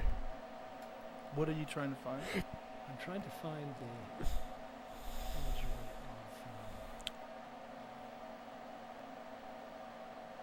a natural column box, down columnar box. It's the way when you get down deep that this material is referenced. Danny and his team have concluded that Yeah, man, I might do it. I might be in Dongying, man. parts of we are dealing with man-made workmanship. This might be my new city. Which flags are these? Are you talking about like B8, B9, and B10? Yeah. And those are at 27,000 years? Those are not. But he's pointing In Shandong province. as we go deeper. We get Hop on that dong. Thanks, bro. No homo. Yeah, we sort of covered that before, but like, yeah, what is Not showing that it's gay. Is this Nothing what wrong they're- with being gay, but I'm not gay. What was that last image that you had up there? A little higher up, above that? What is, not above that? The one that shut down the outline of the area. What is that? That's the 5 terraces. It's it's a terrace slope in a sense. Right, so that's what has been That's excavated. that's what's been excavated by Luffy And at the base of that, it's been dated to about 2100 Yeah, years. exactly. That's right, and Danny doesn't dispute that. It's the deeper material. Yeah, or King Dao. That's of interest. Right, but what evidence is it that shows the deeper material? But Dongying is the one I had the offer for. Well, if we can pause for a minute, let me run through this. I think I would be valued more in Dongying. Is any of the evidence visual? Yes. So is it the same sort of thing that, like the imagery that showed? Yes, it's like that Rorschach test. That's what I call it, yeah. So it's I'm sorry, it's too big an article for me to go through. It's there on my Okay. website. It's Danny's retraction. It's Danny's refutation of the retraction. But what are you specifically looking for in this? I'm looking for his. Every city in China is 2 syllables, Why don't you just do a search for ground penetrating radar? and it's either like Ji, Qing, Just, what is it? Dong, F? Hong, Kong, Okay, ground penetrating radar. and Hai. Okay. How many versions of those? 2. There's only 2. For Z. Yeah, this is the correspondence between him and the editorial team from Archaeological Perspective, which unfortunately ended up in the article being retracted instead Which- of. I want to point out when I interviewed Dr. Younger, his Oh, goal wow, was insane. for the news to write a response. Like we No never way. got in touch with the Journal of the Retraction. It was other people that did that. We wanted to write a response, and I think we're still aiming to do so. So that's our goal, right? I don't know About, yeah, about the this. news. Oh wow, insane. And while we're on my website, How do you know all this, bro? I've recently put up a major Are you Chinese? concerning Göbekli Tepe and the issue. Oh of really? Dong means east? transfer of technology. No freaking way. Or both. There's been a huge amount of research done around. You're Chinese for years? What? Archaeologists have suggested that research That's amazing. vitiates I thought you took my argument that Japanese. You Göbekli speak Tepe was a both? transfer of technology. Didn't you I've speak been investigating Japanese? that research in Or you've depth. been speaking Chinese this whole time? Strengthens my argument, Hideyoshi? enormously. But again, we get What? into material that's too far and too deep to go into here. I would just like. No, I think we should get it. I'd like. What makes From you Dong think it's a Kong. transfer of technology? Well, I start off my Netflix series by saying it's an enormous site. You can't just Dong wake up in the Kong. morning with no prior skills, no prior knowledge, no background of working with stone and create something like Göbekli Tepe. There has to be a long history behind it, and that history is completely Oh wow, missing. insane. To You me, mean it the very- Natufian culture? to me, it very strongly Chinese, speaks to wow, lost that's cool, bro. civilization, transferring their technology I've been to China. I've been to Beijing. I've been to And what I've done Great in this Wall. I've article been to is Guangzhou. I've brought up Been to again Shenzhen. I've been to my Hong Kong. investigation into Göbekli Tepe. Of course, the Natufians have dealt with it at great length in this article. In like 2004. There are many predecessor cultures. The question is, Who worked in stone? A rich the question is, when this business owner, Stanley Ho, in Macau. research by Huckler and Gopher, He owns a lot of casinos. and of the His son went to University of Toronto, and he gave like a scholarship to a bunch of students to go study in China, Hong Kong, and I got that scholarship amazingly. He was really rich. So I got to study in Hong Kong for a month at the University of Hong Kong, and saw Beijing. Cost of the trip was like $5,000, and the Dr. Stanley Ho paid for all of it. The bulk of the He was really rich. I hate to use the word that archaeologists dislike, a Neolithic And revolution, but the bulk of the revolution for like a lot of took place students. after the Neolithic And I feel like this is some sort of like spiritual, wars. Yes, I do. Except that the fact that Pay- there's not no payback, domesticated plants or but it's animals like, that go back to I said that in the interview. I'm like, you know, I had this experience, and they sent me to China 20 years ago, and I feel like now I have this But not at Göbekli Tepe. meaning to Abu Hurairah's teach Nubian children, site Would you that was occupied right, just to before fucking Göbekli give Tepe. back. Would you find agriculture around Notre Dame? Yeah, It we was a have sacred site. Göbekli Tepe was a sacred Yeah, site. I And we bullshitted know my way that through they're that hunting interview. gazelles by the thousands and harvesting wild plants. This has been published ad nauseum by people like Laura Dietrich, who have talked about the kind of plants that they're harvesting and the Right, but isotopes. was it possible that they just didn't bring food to this area? Because Oh, wow, it's a man. sacred site for ceremony and That's ritual, amazing. and perhaps not at all for Legend. to be for people to live in. No, it seems seems more like they were there about half of the year. So they're there during the warm months. If you look Wow, at the that's harvested crazy, season Toad. from the plant remains we have, and then the wild plants that are gathered, and then if you look at the isotope evidence and the mortality profile from the tea You know how they're planting stealing the cars now, right? we see They that just they're like basically they during the steal warm the So this transmitter is signal by holding up a Echo wire. Bethel Have you seen the yeah, for video? about 6 months out They of the drive year, up to a that's when house and they people are hold a there wire up to the harvesting these. door, And so I sort of say they found and it ecological steals the niche, signal. and they've They learned how to make it like a exploit this. massive And they antenna sort of with their stay there arms, for half the year. They probably and it went to steals the lowlands signal of the during Delaware, dongle, and then which is a fairly they common mobile pastoral program it or into a hunter-gatherer dongle and they strategy, steal the car. which is where you move to where the It's food is insane. in different seasons, right? And so that area is a It's very amazing. naturally It's not amazing, it's terrible, but abundant area during should the we go warm on months. Paris And conference? so, Oh you know, no. there's so much more that's under excavation right now by Louis Claire and other Nice provinces. arrondissement. Spaces around this ceremonial center that we have. I sort What is of that, the think of it as like roundabout? Washington D.C. We have the ceremonial center in downtown, and then we have the less nice-looking areas outside. Is it possible that there was a sophisticated Le culture Nice that also arrondissement. because the resources were so rich that they didn't need agriculture? Yeah, I think that's what we're seeing in this period. Is sort of So there was no need to grow plant. Cool, I man. think they found a successful Yeah, buddy, niche, I've and actually they been to really Paris too. exploited I'm it and lucky. did a I'm a great really job lucky with it. guy. And so I think that that's Paris what's is going insanely on right in this beautiful. period, and it's also the period where we can start to see the start of domestication. And so do you think that also explains the Too much dog resources shit, that were though. required to build such immense stone structures that they had the time to do this because they had abundant food? That's they not have it. abundant food That 6 months out of the boost. year, and while It's they're not there, it. they Don't have get your hopes time up. It's to not it. build those kind of structures. But were they the first of those kinds of structures you think that were? Well, I mean, It's that's fucked. a tough Everyone's question to fucked. ask. So, I mean, we certainly have T-shaped pillars from other sites in the region. In fact, there were some that were found by Klaus Schmidt before he found Göbekli Tepe at Navalichori. It's a younger site. The Valley Chori is a younger site. It is a younger site, and so I think there's more investment. But what we do have is good monumental architecture from that period that we've known about for 60 years. If you go to Tel Es-Titan or Jericho, there's a pre-pottery Neolithic tower there. And so it's an enormous, not megalithic, but an enormous monumental structure that we've known about in that area from the exact same period. And So this is pre-metallurgy. this is all pre-metallurgy. Pre-wheel. Yeah, well, yeah, probably pre-wheel. And but that's where tough are to they tell. getting these stones from? From the area, most of them seem to be local. The quarries at Göbekli Tepe are right nearby. And how do you think they? Interesting, man. You know, there's so many different ways to move large stones. There's been so many different experiments that show with rollers or ropes. You can get enough people and know-how, levers, and you can do that. And so, you know, there's so many videos on YouTube of Wally Wallington and others that show you how you can move stones weighing many, many, many tons. I don't think there's any mystery around it.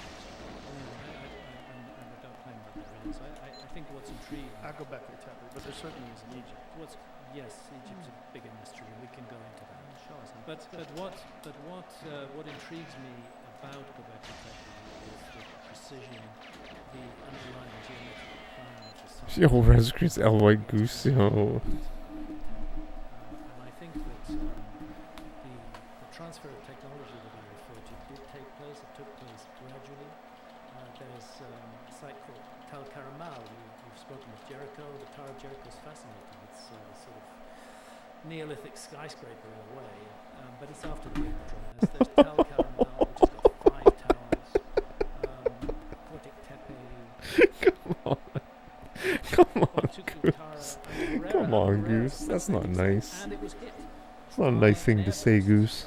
According to the team working on the Younger Dryas impact hypothesis, Abu Herrera, the destruction of Abu Herrera took place because. Wait, I bet you all the down C. Thanks, man. I think it was. I can't remember. I can't remember if it was someone. It was Irie or Dynamics. It was their input display. Certainly a controversial point. I would not have I'm known not it. an expert on And this. then I saw their Topic, input display, and I'm but I like, know a lot of oh, people it that pushed are- down that C. the evidence is not there for the Younger Dryas impact hypothesis. Yeah, there's a huge Hugh. dispute about that. It's fine. It's an Not my interesting, specialty though, it's but an I would like to interesting say, discussion in science. I would like to say that that destruction is an archaeologist's Thanks, pastime. bro. Yeah. So when sort of a site is destroyed suddenly from earthquakes, Oh, like it from was like volcanoes, Chris from Chantrell in warfare, there. from fire, it actually helps preserve material. Yo, for thanks, use. Red Screens. Yeah. So, you know, if there is The this down kind C's of what I forgot to local do. catastrophe, That should make things more preserved and easier for our. What do you have on this level now? Isn't that dependent upon the scale of the catastrophe? Well, no, because even like it's not going to be what You were playing this not too long ago. Sorry, pardon my ignorance. Right, And but, so- but it could I know you have like be 24, consideration 23. in a lot of places, and the hunter-gatherer evidence that you have is after the fact. No, the hunter-gatherer evidence. Yeah, is my well so before I think that. my issue is the fourth Yeah, we have cam. hunter-gatherer evidence going My back fourth cam is just a 100,000. disaster. Right, but And when in you all look those at the, periods. It's a do you see prayer, the my evidence fourth of the cam. dryas impact theory in terms of like iridium levels, nanodiamonds? I'm not someone who's qualified to be able to comment on that. I'm more thinking about it from an archaeological point of view, which is that if there was a destruction, just like with Pompeii or Herculaneum with the pyroclastic flow, that's what I helps suck. preserve material flows. Same thing with earthquakes knocking over buildings. Right, Would an but if atom bomb preserve Like, material? it just takes so Yes, much because time with the atom bomb, fourth very cam. center of it might You know what I vaporize mean? stuff, but then the whole Like, that was area a gets terrible abandoned line. afterwards because of the radiation. That actually is going to make that area an archaeological paradise for people once that radiation goes away. But if Oh, I'm Frank saying- Wilson's It's gonna be- work on the impact to what Hello, was bro. the ice that was covering North America. Thank you In very one much. small No, area. he did not. That is hilarious. Meaning he talks about it in the scablands, right? Toad, that's fucking hilarious. He talks about that, but he also just accomplished talks so about much that together. there's I wanna massive thank all of evidence my of intense family erosion, and my friends so and very my quick staff. waterfall, Only say water this, that we happened have to an worked area that was hard. absolutely devastating. We've left it all, as I the mean, look, athletes so would say, we've the, left the, it the all more in the field. rapid the We destruction don't have is- to. We don't have to come and say. We'll never say in a month when we're sitting in Florida, we're not going to be looking at each other and saying, you know, if we only worked a little bit harder, you can't work harder. I will always fight for you. I will be watching. I will be listening, and I will tell you that the future of this country has never been better. Yo, thank you so much, White Goose. Are you serious? Are you serious right now? is them better. Are you serious, dude? Thank you, man.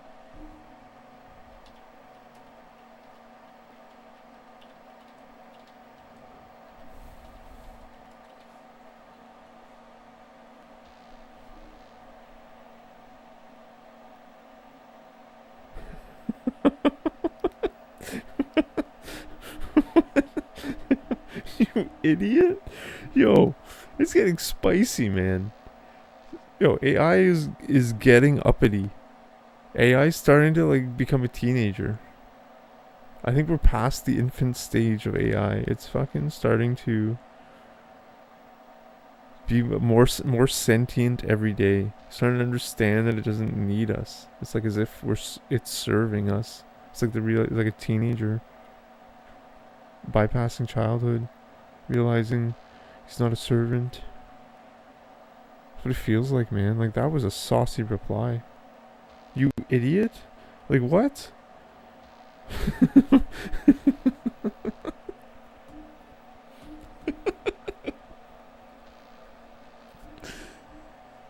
Come on, man.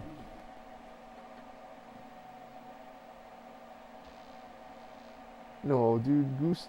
This isn't a bully. We're not bullying Goose with this bot. This bot is a fucking. It preserves forests. It's just a like nice sea spot. level rise. Because but the depending Goose is upon how nice. strong the It force was is, nice. right? To If imagine there's how- I something don't know what the But fuck if is it's up with a this, global man. catastrophe, how is it so strong everywhere, yet it's not wiping out our evidence from hunter-gatherers at this Yo, exact thanks for the same sub, bro. We have ephemeral traces, footprints, campgrounds, fires, and hearths. We have Because lithics. human beings did survive, right? Yeah, but we have it from this exact same period. Right, but human beings did survive at that same And it period. didn't wipe out the traces of them from that period. But the traces you're talking about are stone tools and Hearths, footprints, Mhm. things like that Yeah. that are extremely ephemeral, animal bones and seeds. We have all of these things from the period around this supposed destruction. But do you have them in the area where the supposed destruction We don't occurred? know where the supposed destruction happened because Right. See, nobody's like, ever that found it. camera's But with terrible. Randall Carlson's descriptions of these massive floods of water, just hundreds of millions Yo, Bill J. of Riv. gallons of water. Well, let's go to J. Holland Brett's long before channel scablands are massive water flows. I don't think anybody's disputing that massive amounts of water flow. It's a question of exactly when that happened and Well, why. also, what would be left over in that area? There's not evidence of hunter-gatherers in that area from that Well, I time. remember he showed when he was here last. He showed sort of mammoth bones from that kind of period. No, that was from Siberia, wasn't it? Was it from Siberia or? I don't know. But it's certainly Oh my from the God. Channel Scablands. But Oh let's my cut to the God. chase here. What? 12,800, between 12,900. and Yo, what's up? 12,800. What's up? Welcome, welcome, welcome. Very dramatic. Welcome. Episode occurred, and that's called the Younger Dryas. I got the unction to share this note. Let's turn to God. God bless. Suddenly, Goose is just using couriers now, right? 6 meter sea What does that level mean? rise at exactly that Couriers. It's very hard to explain, but it looks like the suggestion is that that was due to impacts on the ice cap, on the North American ice cap, and perhaps on the Oh European my ice God, man. cap. The evidence for the Younger Dryas impact AI. is found in AI impact is just proxies, and that's iridium, nanodiamonds, It's too much, man. platinum, melt glass like trinitite, found in sites across a vast area of the Earth's surface. 50 million plus square kilometers, an enormous area.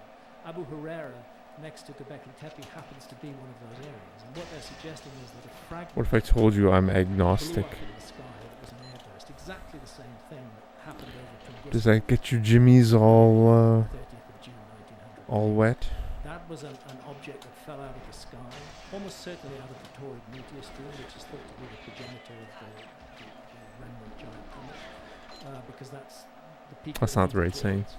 It wasn't big enough to hit the Earth and create a crater. It blew up in the sky. When it blew up in the sky, fortunately over an uninhabited area of Siberia, it flattened 2,000. Yeah, I read. I'm pacing like 23. I mean, I have pace 22, but it's not. Like, my fourth camera's just too slow. It's like, even if I have an insane start, I know the fourth if I'm gonna get a time. You're talking about the. I'm sorry.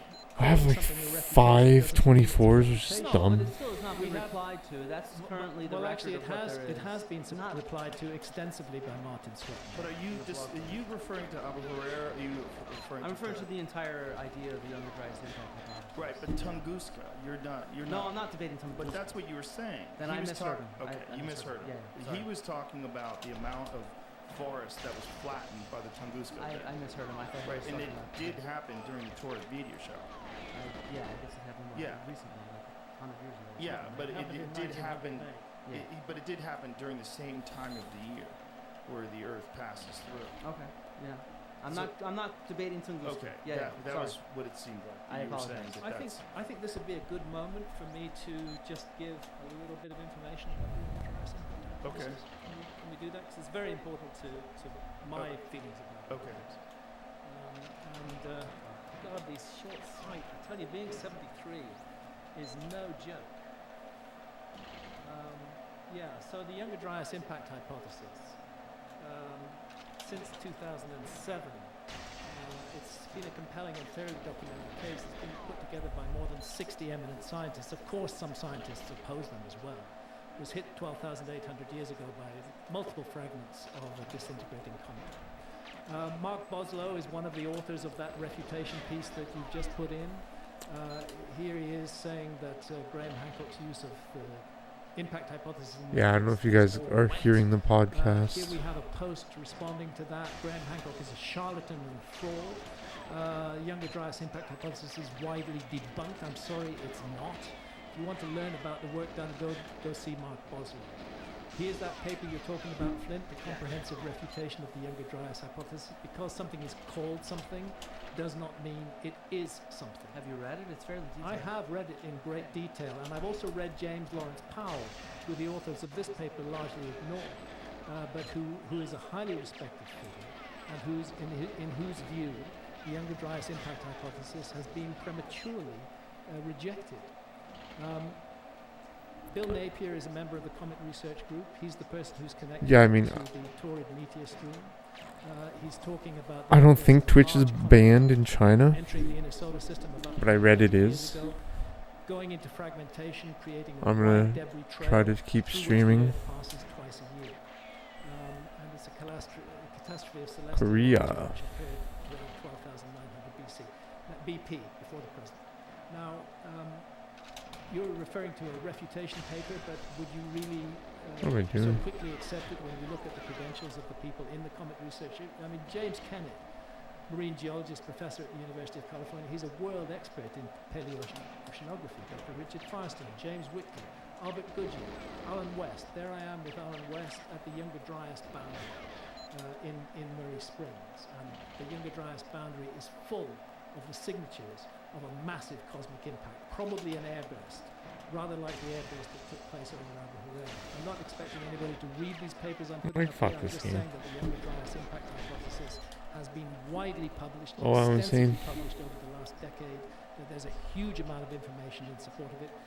There we're looking at the Younger Dryas boundary field extending on the right as far as Abu Huraira, and on the left covering most of North America. It's also found in Belgium, by the way. It's found in the deep south of Chile, it's found in Antarctica, it's found all over the world. This platinum anomaly, documented at the Younger Dryas onset, is particularly important.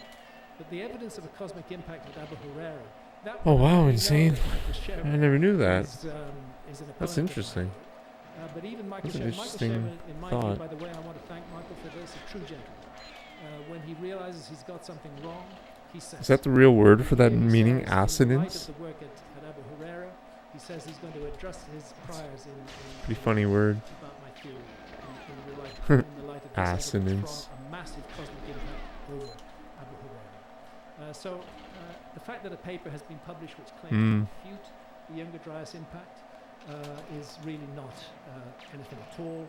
The question is, what's the depth to that refutation? Is it a solid refutation? Does it really work? And why is it that the same team who claimed to have refuted the Younger Dryas impact hypothesis in 2023 also published a requiem for the Younger Dryas impact hypothesis in 2011? Clearly there was something wrong with their 2011 requiem. I am not a scholar that focuses on these kind of questions. I focus on archaeological What? evidence, so I'm going to try to reply from that perspective.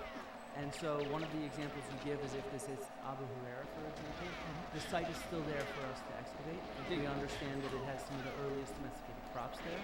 And so the entire point is that this kind of, even if this hypothesis is true, it Yes. could not have wiped out the evidence for the civilization. I understood this, Because we what can you see meant, very what you clearly mean. that if it's I just true never heard the word Huraira did assonance. I not just like wipe out because the it has ass in it. It's there, we're excavating it. Isn't Abu Huraira one of the first places that show evidence of real agriculture? Yeah, so let's talk about some That's real part of the agriculture. evidence. I'm Yeah, talking so about. can we talk about some agriculture? So Baron, All right, cool. Baron, Sailor Curse. I don't know if you're still here. Sailor Curse. Yo, I'm proud of you, man. Yeah. Proud of you for doing that, my This is like dude. my Yeah, dude. stuff, You finally. gotta do what you gotta I did do. my dad's stuff earlier, Especially now I get to in do some of my communist stuff. North America In fact, now. this is some of the sites I work on. So okay. That's I wanna great. be clear That's great. You got that we have a lot diagnosis. I know it sounds terrible. It's not like he has cancer, I'll show you this. but it's like he had for hundreds of thousands, disability. millions of these just from the time period of thinking about domestication. So how do we even collect tiny little seeds of grains and beans and peas? Any idea, Joe?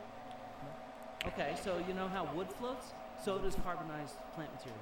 So basically we collect samples from every single unit that we excavate, and we put it in what's called a flotation tank, where we pump up a bunch of air to separate any charred plant material from the soil and sediment.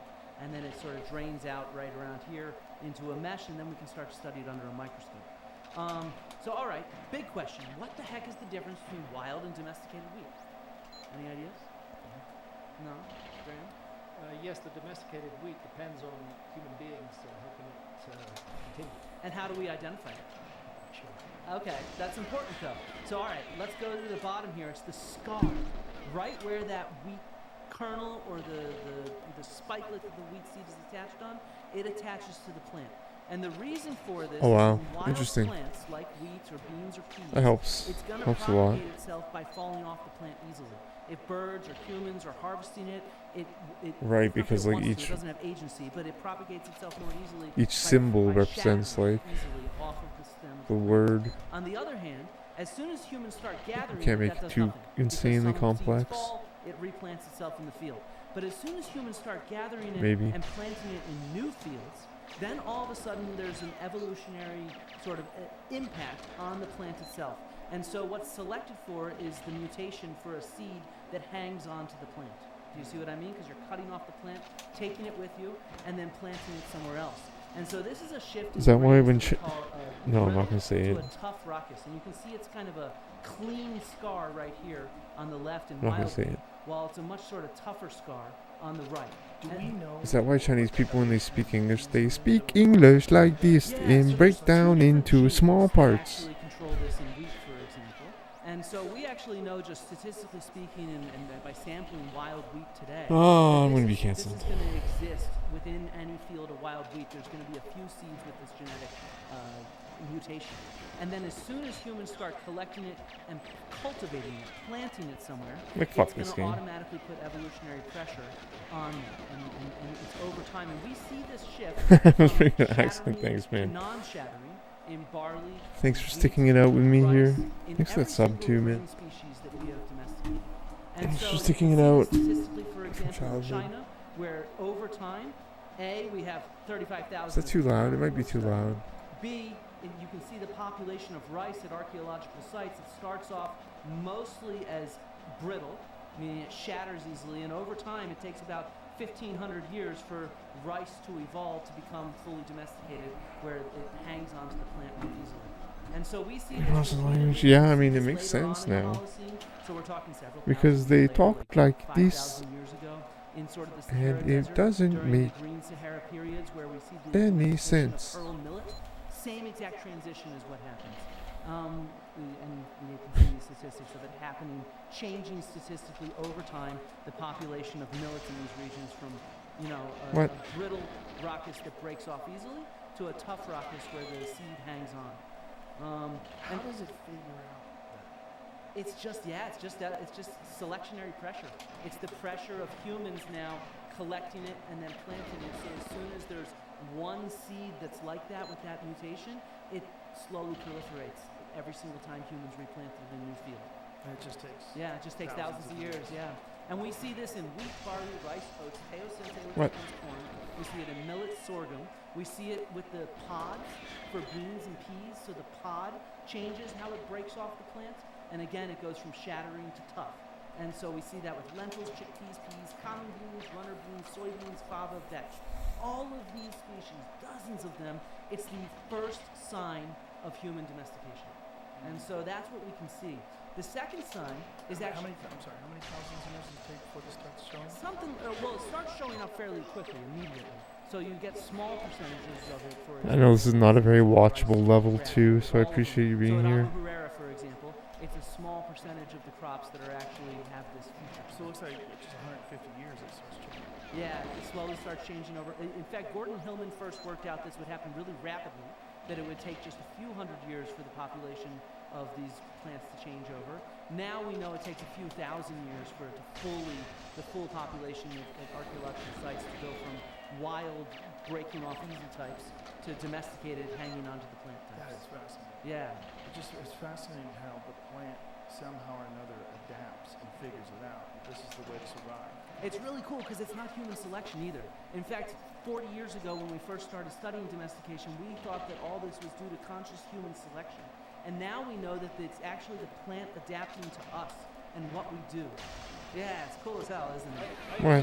Like what? I don't want to stop you with your presentation, but what bearing does that have on getting rid of the lost I'm going to get there. Again, it's not about getting rid of the lost civilization. I'm actually here to show that there's no agriculture at all in the landscape. It doesn't have to do with the lost civilization. But that's a key component of your civilization. So the second Well, trick... there's no agriculture at all amongst the English either, right? No. Right. But They survived. But in his books and in his Netflix series, he describes this civilization as introducing agriculture. He talks about seed banks and things like that. In Magicians of the Gods. I have a quote in here. Okay, you want me to? Yeah. Say it. I want to say it. Give me a second. It seems fanciful to you want to do it? I can't do your accent. You want to read it? It seems fanciful to it. We might almost looking at specifications of a seed. Like this fucking game. No, it's from Magicians of the Gods. Oh, maybe I will read the magicians. This is about the underground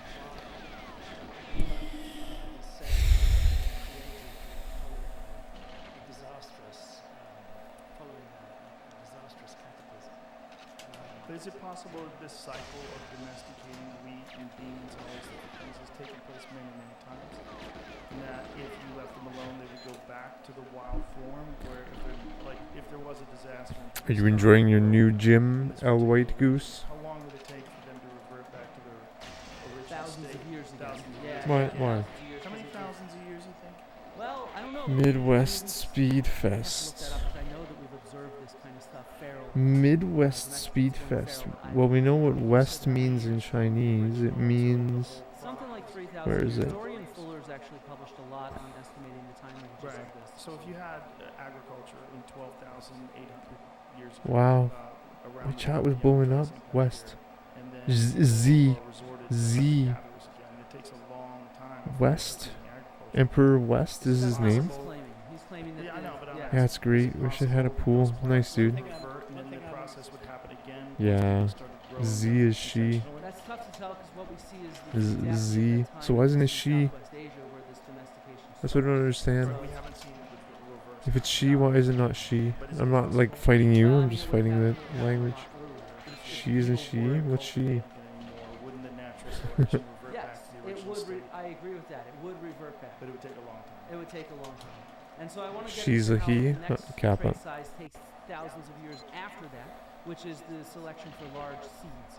So we measure these seeds, and we can see their change over time. And I have here a really cool. Is this a selection by I learned farmers? the Mulan "Make a Man Out of You" song today on the guitar. So this Sick is song, the man. plants adapting to the fact that they're being planted Powerful in song. plowed and tilled and cleared fields. And so Get more larger resources? seeds, no, larger seeds actually grow faster.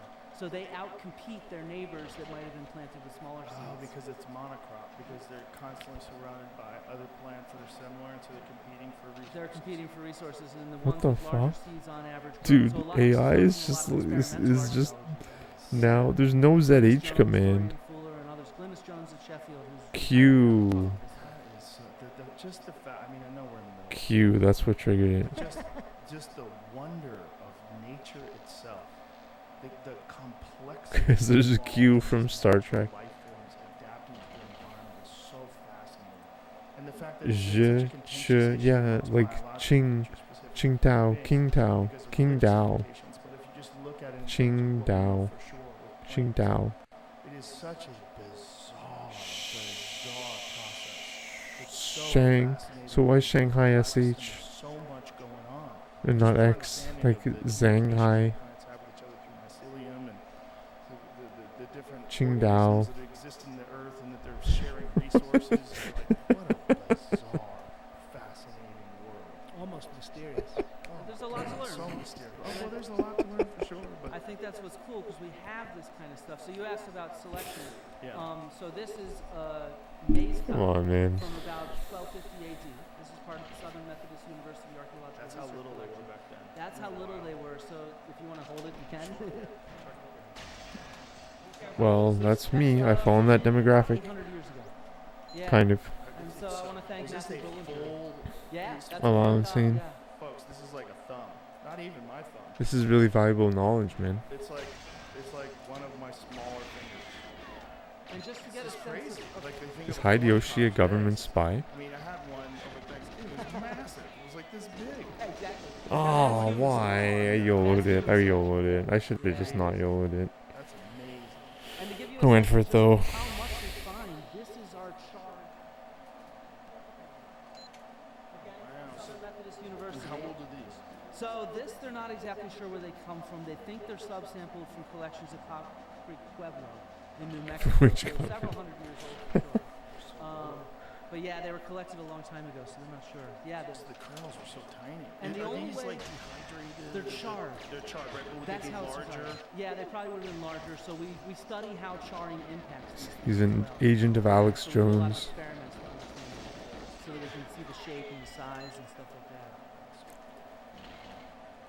So to get back to your question though, because I think you asked a good question. When we think about sort of this change over time with domestication, we also see a change in time in the kind of stone tools that people are using. So it takes thousands of years before we start seeing these sickle-type blades associated with harvesting these crops, right?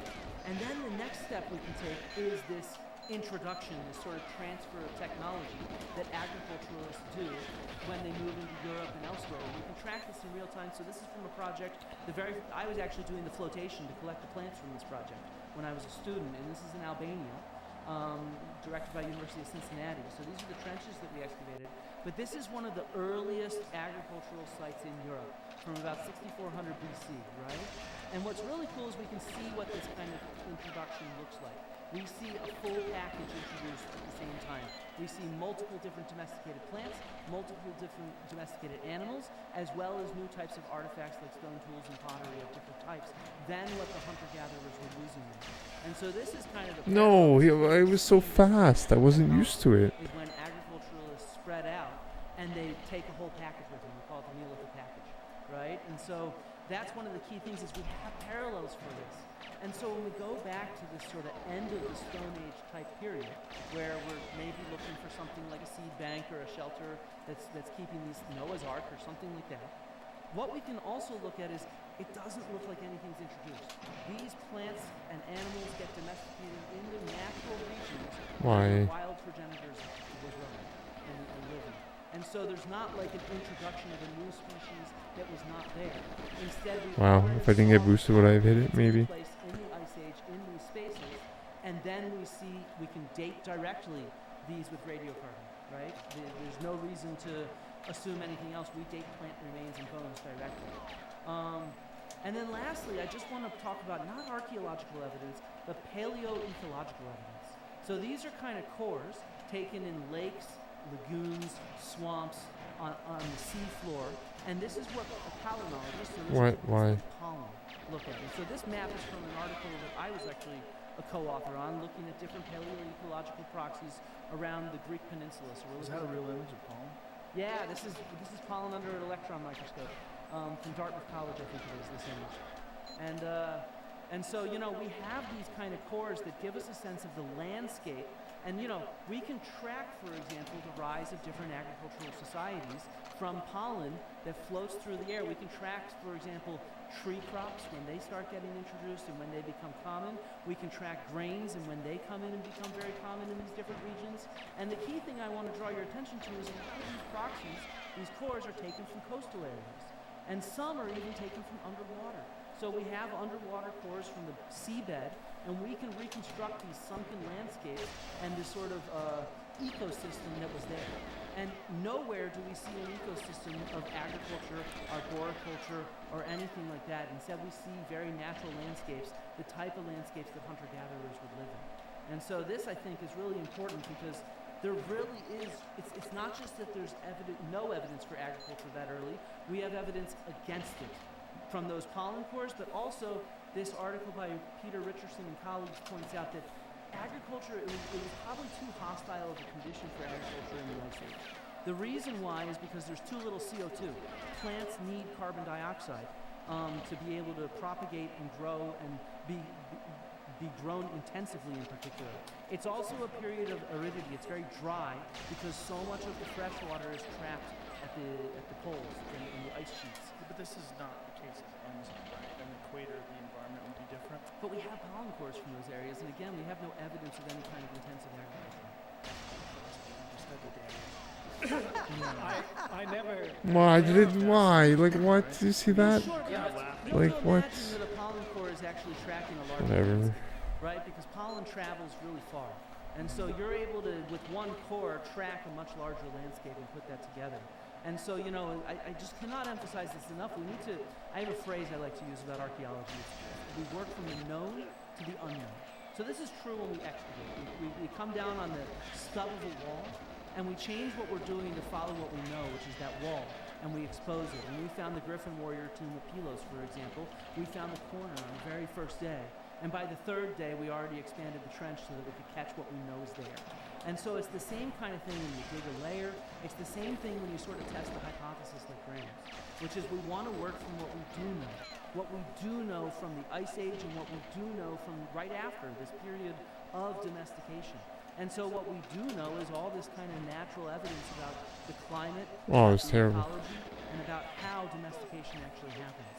And so that's why I think it, unlike the other part with the Ice Age sort of coastal stuff, I think that's sort of like, why do we keep finding tens of thousands of Ice Age sites that are hunter-gatherers? It's a bit of a coincidence we don't find your civilization. Here, It's not tens of thousands, it's 3,000 sites. that's not true. We have 13,000 different sites in the Paleolithic radiocarbon database. No, I'm talking about underwater. Okay, but we have 3 million shipwrecks that have been mapped, Not relevant according to that. UNESCO, and they're on the continental shelves. Can I pick up on some points you've made, or are you not quite finished yet? Sure, you can pick up, Graham. I don't ever claim that very small numbers of survivors of my proposed lost civilization introduced plant species.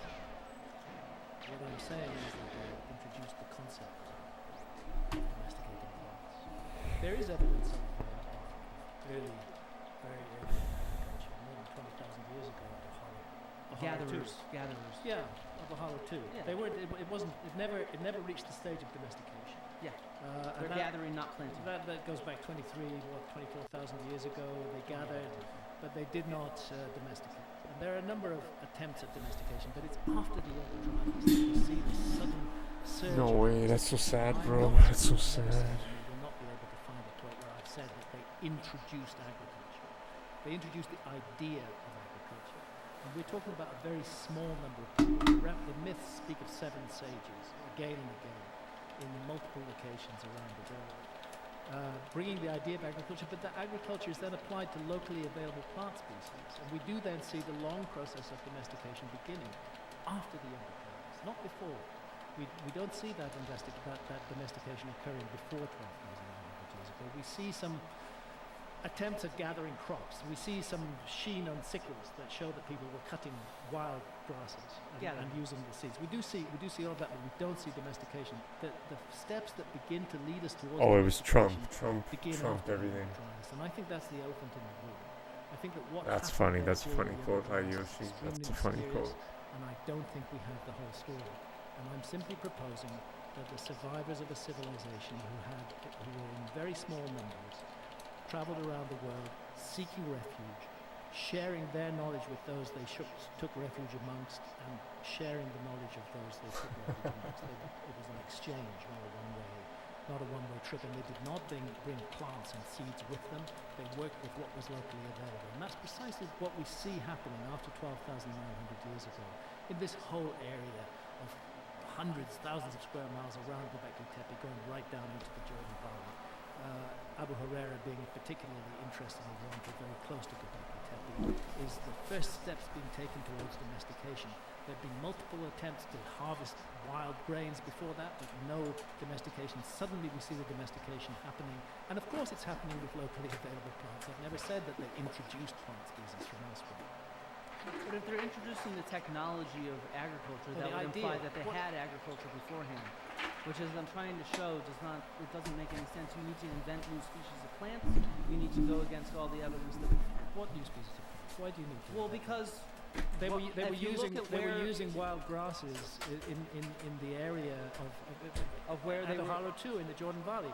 They were using them 23,000 in the years area ago. of those wild plants. But they did not domesticate them. But then, what was your civilization growing? I don't know. What I do know is I don't know. What do you not understand about the word lost? I don't know what they were growing. But what I'm mystified by is this sudden surge towards domestication, which you rightly say is a long, slow process. It doesn't happen overnight.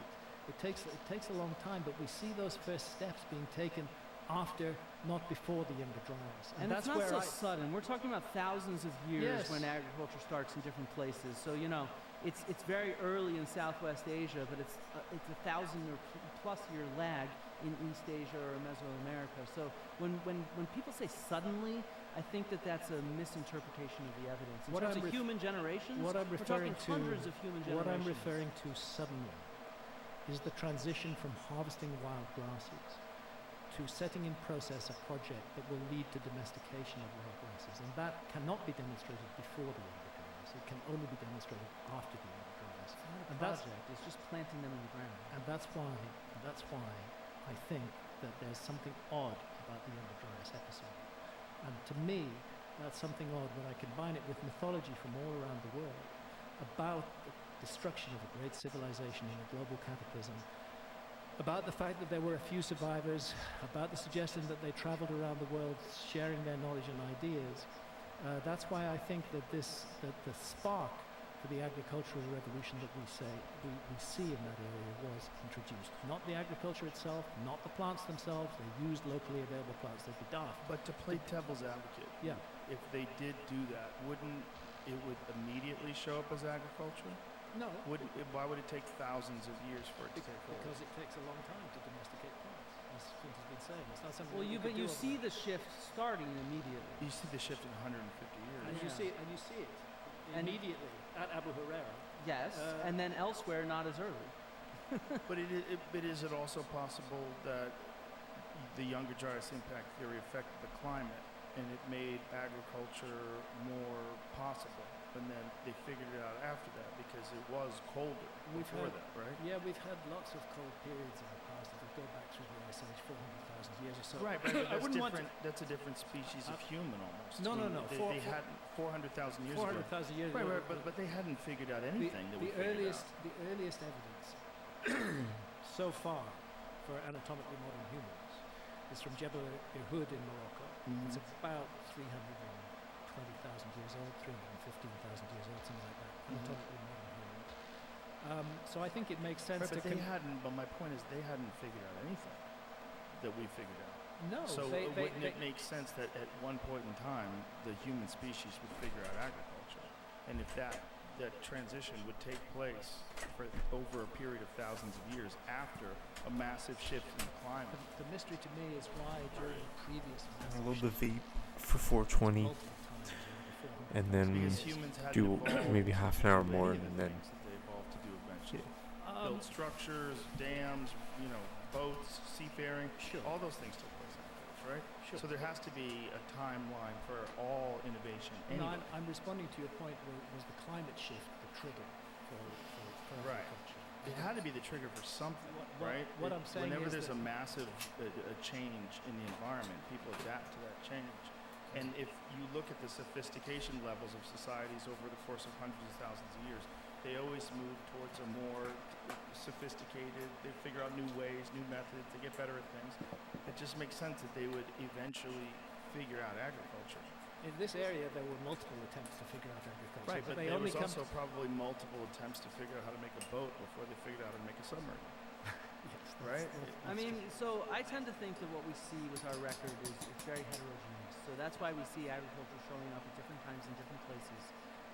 And so I think that that's really key to get across. I do think that this climatic change, it introduced more CO2, it introduced more humidity and rainfall that made agriculture actually possible, sort of as an intensive undertaking to do. And so I think that that's really important to acknowledge, but I don't want to sort of say that human agency didn't have something to do with that, because humans were the ones that chose to change from just gathering to planting. And so I think that's really, really key to demonstrate. I want to get to Egypt because I think it's one of the most bizarre accomplishments of human beings.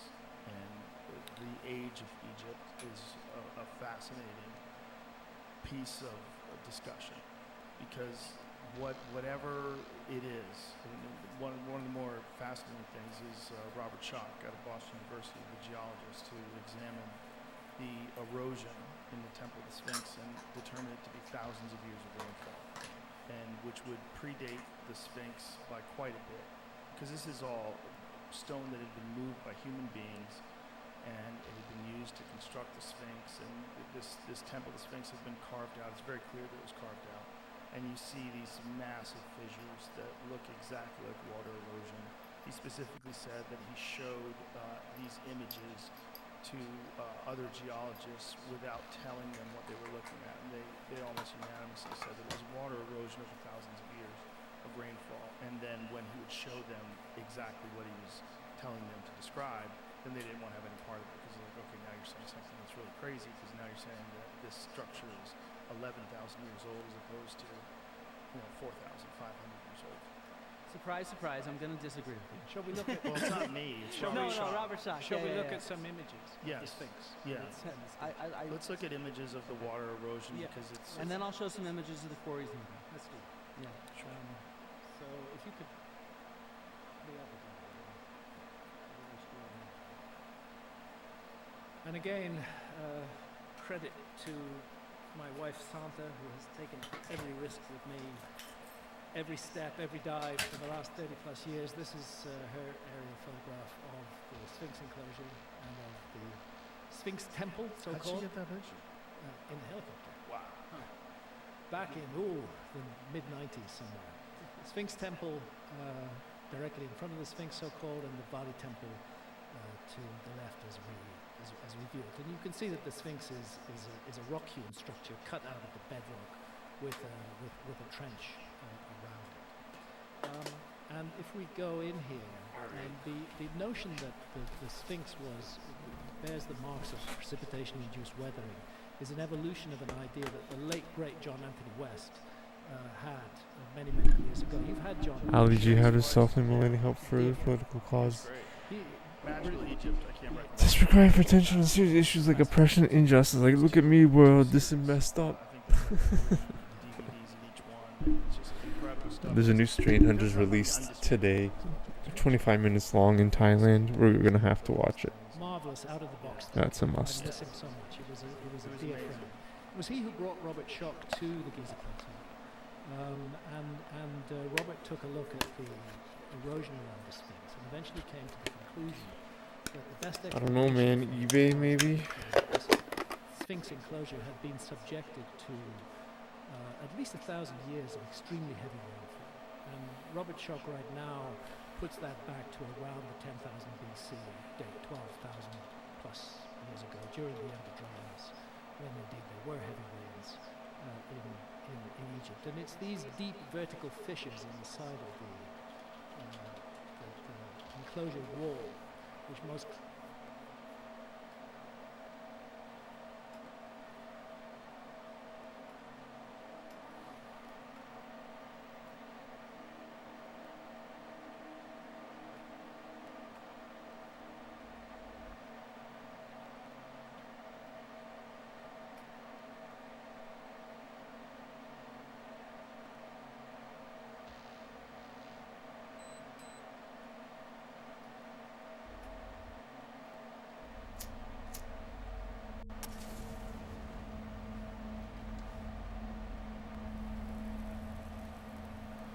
So my journey started at the age of 17. Didn't know which direction I was going to go.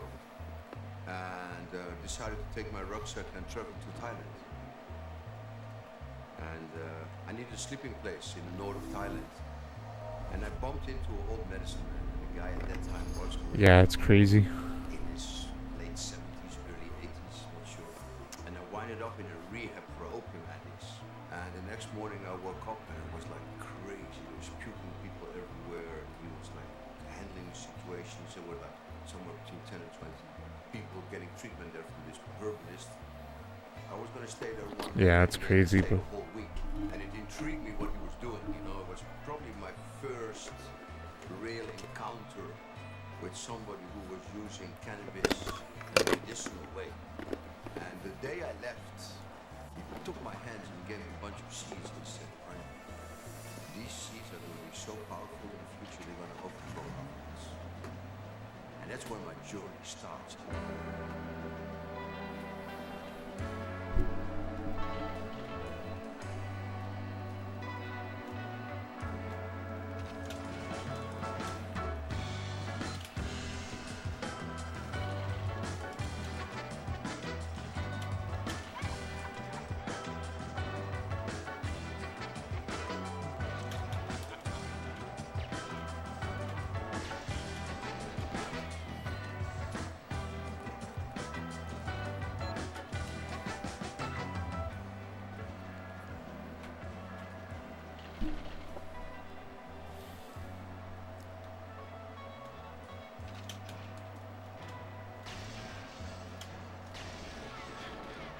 like, why?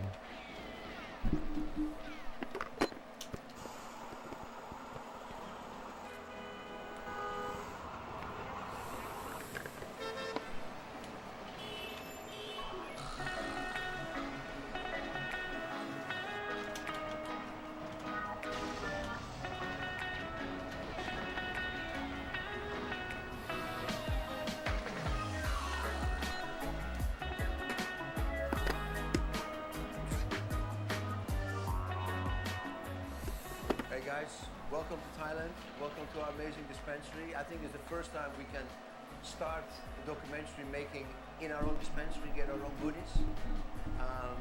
But let me Wow. take you guys now a little bit to the itinerary of the. Those are quite the rumors. It's good to show Bear, one of the young activists here in Thailand. I wouldn't doubt it. Made the whole cannabis scene legal together with the minister Anutin. Tomorrow, first thing we're going to do is to KD. This is the legend in Thailand. We're going to go to the north, in the Chiang Mai area, Chiang Rai area. We will find a lot of the seeds. We've been breeding for a lot of years, 20, 30 years. And then the next morning, we go straight to the north into the bush. So we're going to arrive in Chiang Mai. We're going to do that area around 3 days. Then we go to the area of Chiang Rai. We're going to do that area 3 days. It's good timing to go get the land race, no? Because Oh, wow, insane. it's gonna change now. Yeah, the land race. They've been making money. They've been selling the organs from People will grow old with medically assisted dying. inevitable with a legalization. Then we got closer to Move the Hun. We're going to do a factory 2 days, and then we're going to end in Bangkok. Sounds amazing.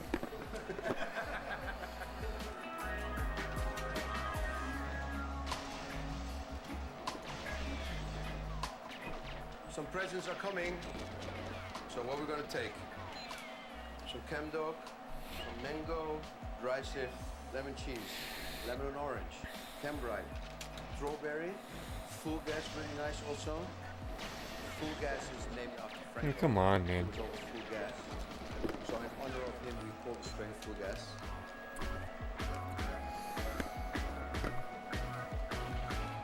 And this place is your #1 pickup place in Bangkok, Thailand. The Greenhouse Seed Co. When you arrive for your great holiday in one of the greatest countries in the world, Thailand.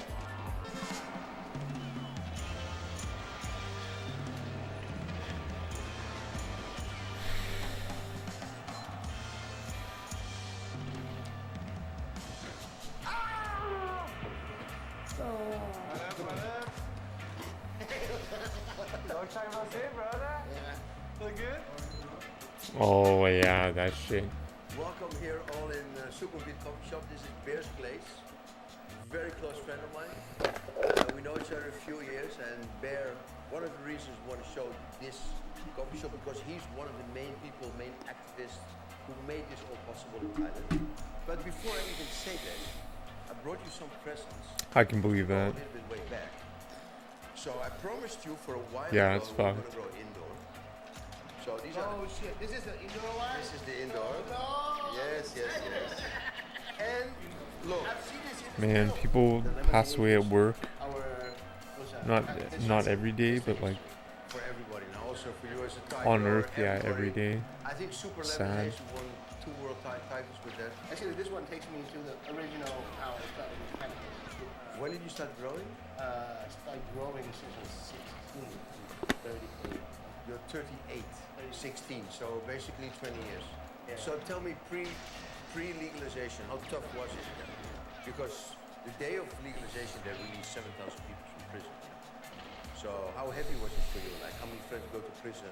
How many years? What?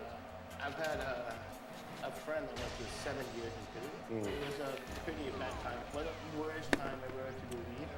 But I'm growing anyway. Who gives a fuck? So tell me a little bit about your contribution to the legalization, because I know you have some seats in the parliament with a lot of people that you're helping each other. How's that going? Since all the stuff I've done, when I was just a monk, I'm trying to introduce all the politicians together. Because I know with my age, I'm gonna join the cabinet. And then so I had my uncle, Dr. Marut Konsiavanis, who's the only medical doctor in the Free Dental Party. Come on. Put into the Dude, that back cannabis boost is cabinet. just so messes me up, man. Because in the past, they all knew me. I used to do, holiday travels with them, family holidays with other parties, boss members, and then I'm the kid who brought the weed and got my dad busted. I was a kid. I was like 15, 16, just going to smoke weed and got everybody's kid high. And all those stupid decisions in my life have led me to when they want to do the weed. Well, why don't ask Beer? Because he was always be the guy who get busted with the weed. Trust me, I got busted like regularly. And then I had him through when I was a monk, so I invited everybody who ran the party to my ceremony and introduced them. And then kind of supplied that we somehow worked, and then work from that on.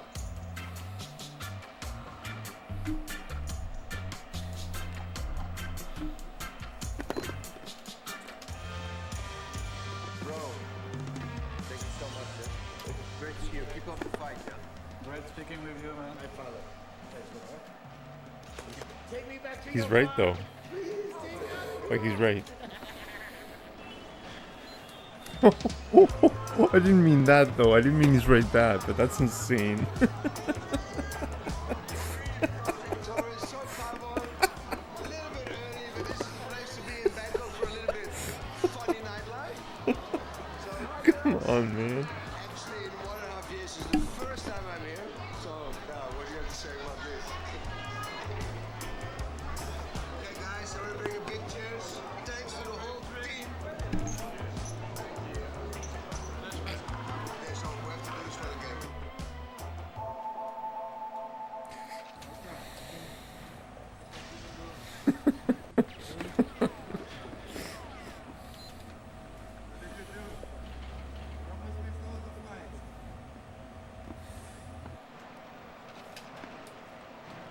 Dude, that AI quote was insane. Punched me in the face and you kicked me. I was with the manager and with the security. And you were naked, like with your snake. Like, yeah. So obviously the value of someone's worth is the speed of their times.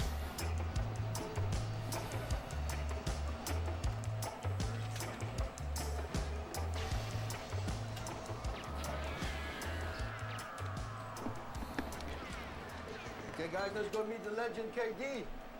Huh?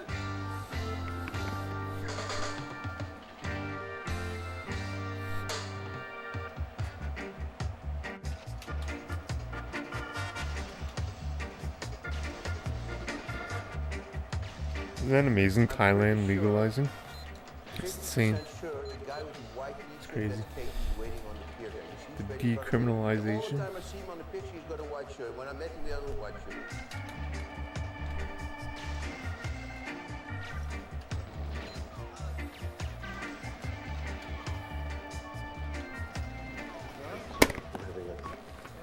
It's my partner, Dust. Nice to meet you.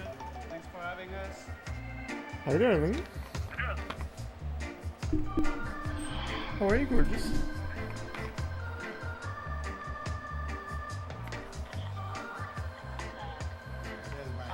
Wow, it's nice, man. You live in beautiful green. Oh, no worries, baby.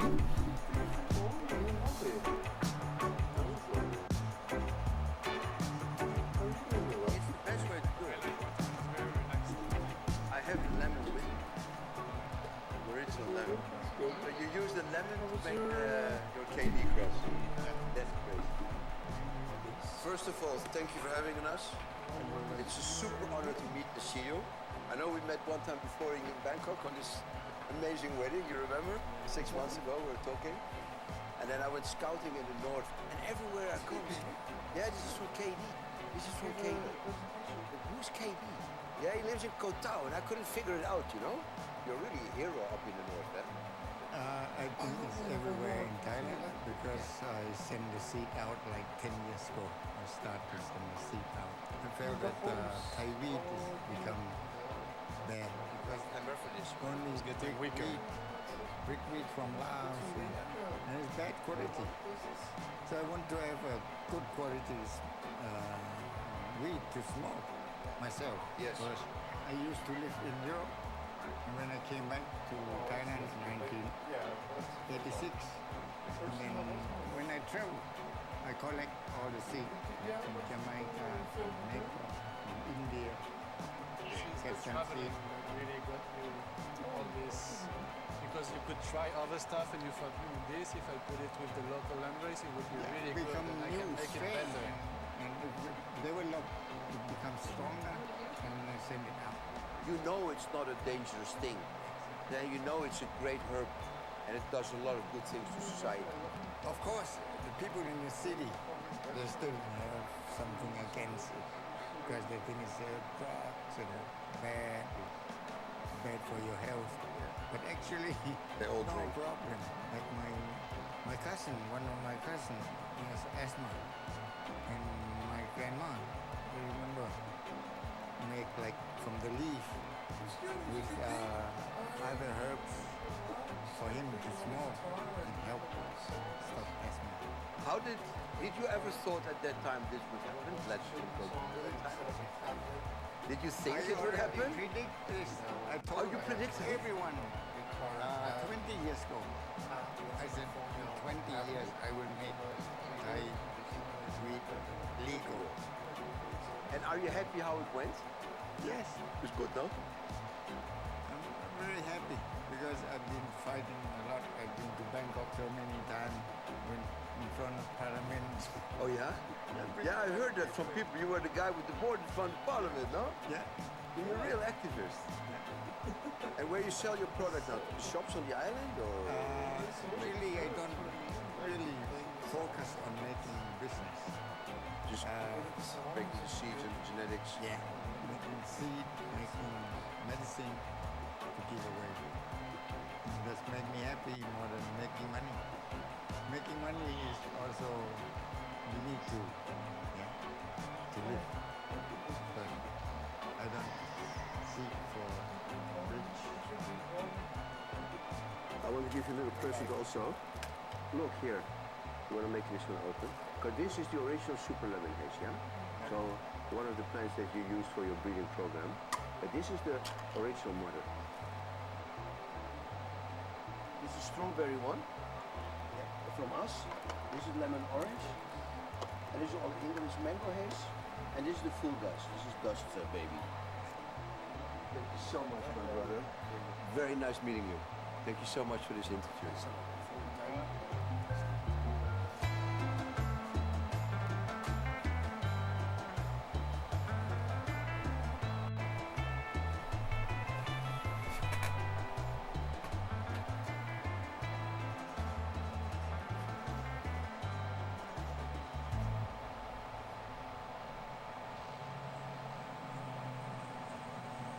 Okay guys, it was a great day. Day 3 on the way to Chiang Mai. In one of the best airports in the world now, Koh Samui. And we're going to go there. We're going to land in 2 hours, hopefully. 2.5 hours. And then we're going to visit 4 big farms. And then we're going to end at a really nice guy, also with a huge farm with his father, old OG grower. And grow lots of our stuff also. And he's going to show us around day 3, today.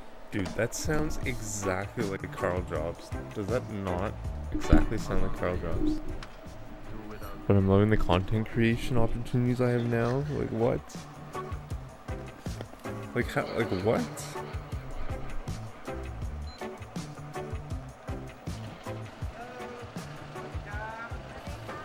Brother! Good to see you, huh? Thanks for having us. Feel difference in temperature here? Better, no? And yeah, this is one of the few breeders in. Alright, I'm gonna play another like 15 minutes and then I'm gonna sign off. And also he's got a lot of I'm gonna sign off before midnight, so what's standing here? What did you make? I'm not gonna grind out until I get it. Yo, Toad, thank you for the sub. Thank you, Balkans, for the sub too. No hybrid. It's really awesome. Okay, so this is pure Nepal. Thank you for being here. Really? Kilimanjaro, Tanzania. AK-47. So everything here is crossed also.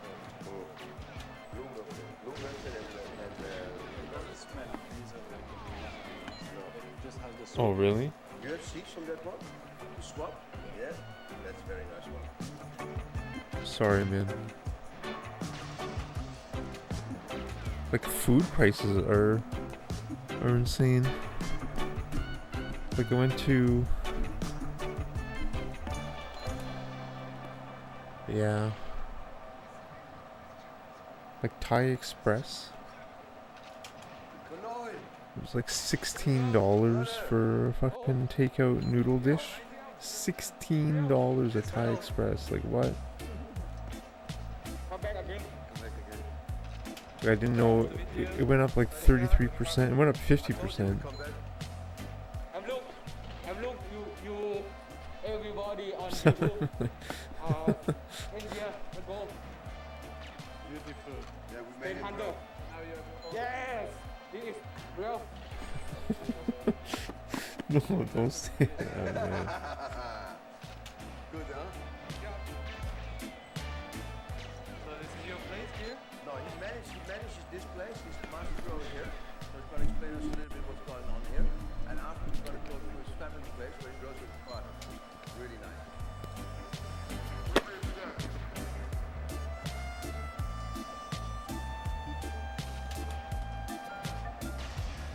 How long you grow? Anglo, after 10 years, 13 years. I'm learn on university. Ah, yeah? Where, here in Chiang Mai?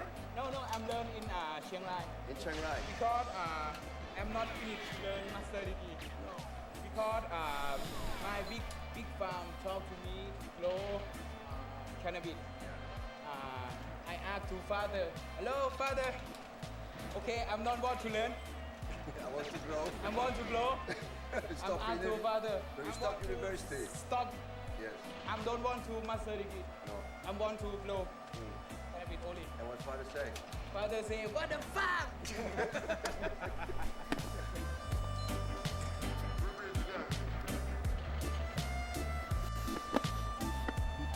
So what you do? You keep one mother plant every time? You keep here mothers with the light, you keep mothers here. They clone and grow there. Guys, your seeds, 10 hunter or internet. Internet.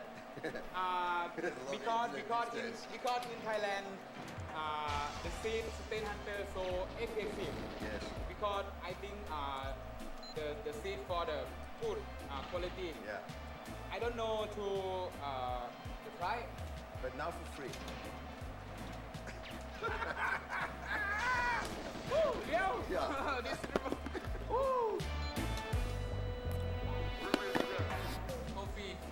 Ah, yeah, you win trophy with this one? Yes, this is something in Chiang Mai. Ah, yeah? Cooking flame.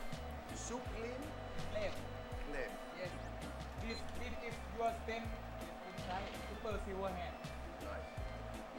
Hey, and you have your own farm, no? With your father.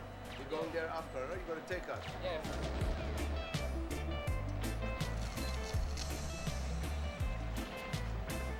Delicious. Okay, let's go, guys. Let's run. See you later.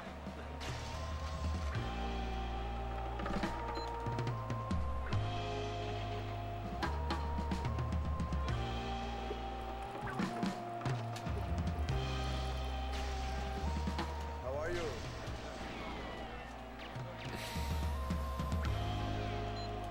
It's not big, huh? How does she take care upstairs? Huckleberry plant. Hybrid here, this one, eh? All hybrid. But the sun and you're in the altitude, you know, on the mountain, you have great sun, great weather. This one is nice also, like altitude. This one's rock hard too. This is more sativa for sure. Definitely.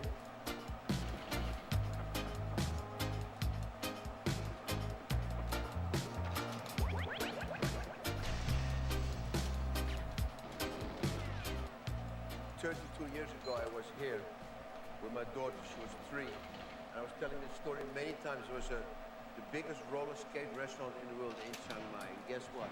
32 years later, I come back and this was great. And it's now Merrill. Whoa, I'm just the worst golden eye player in the world. I'm just terrible. Beautiful place. Very nice.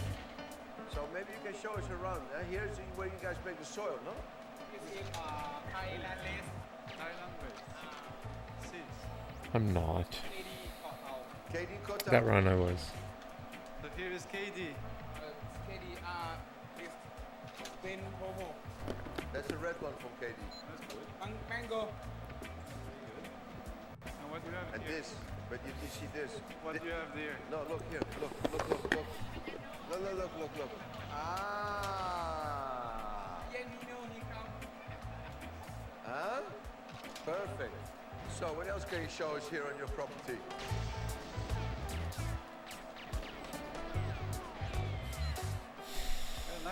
happy. Smells good, huh? You smoke 100 grams in 1 week. Not dangerous? Not dangerous.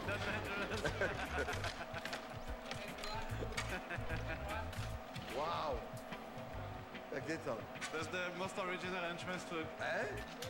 Oh man. A clone rule on the water. And I want enough. What? Like, how did that even?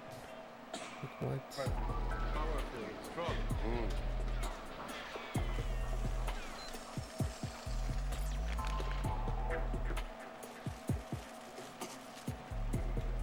Dus gast kunnen al die bongs roken, is echt niet te geloven.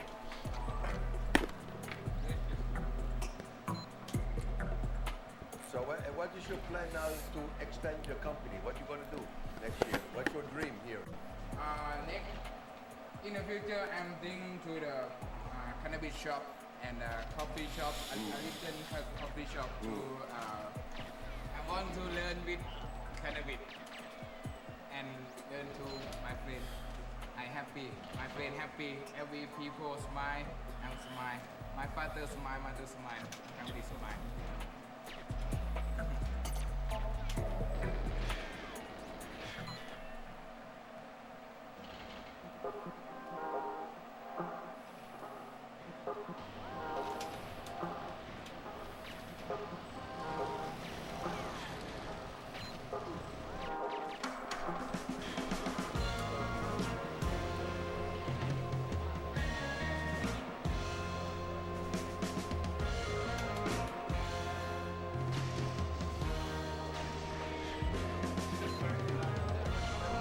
I hate this game.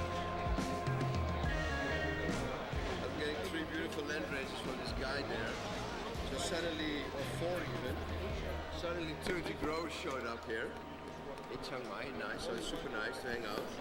And I got this Thai glue one, I got that orange one, and a Royal Lana, which is very interesting.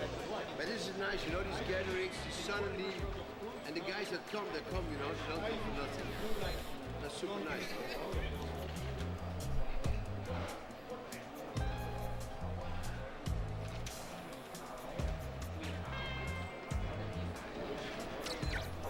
Smells like a lollipop. Like the old school lollipop.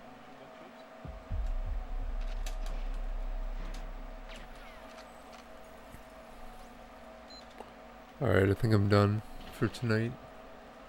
One more run, this is the last run.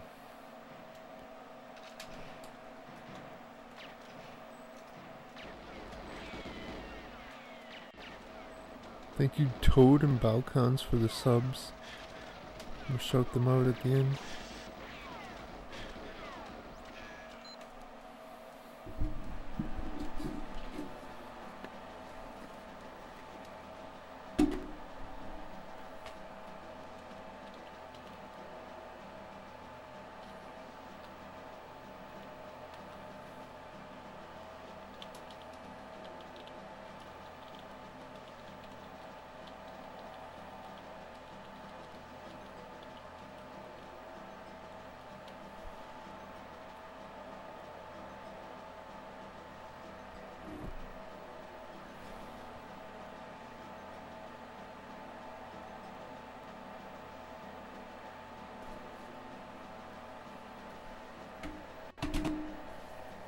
How do you say west? G.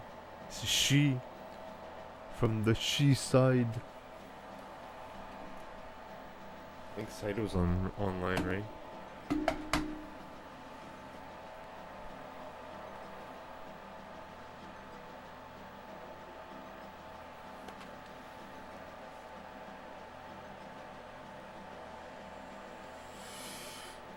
Doses.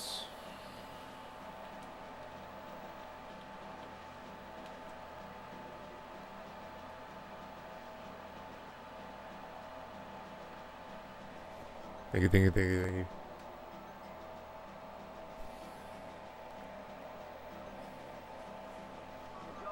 Gotta try this new axe.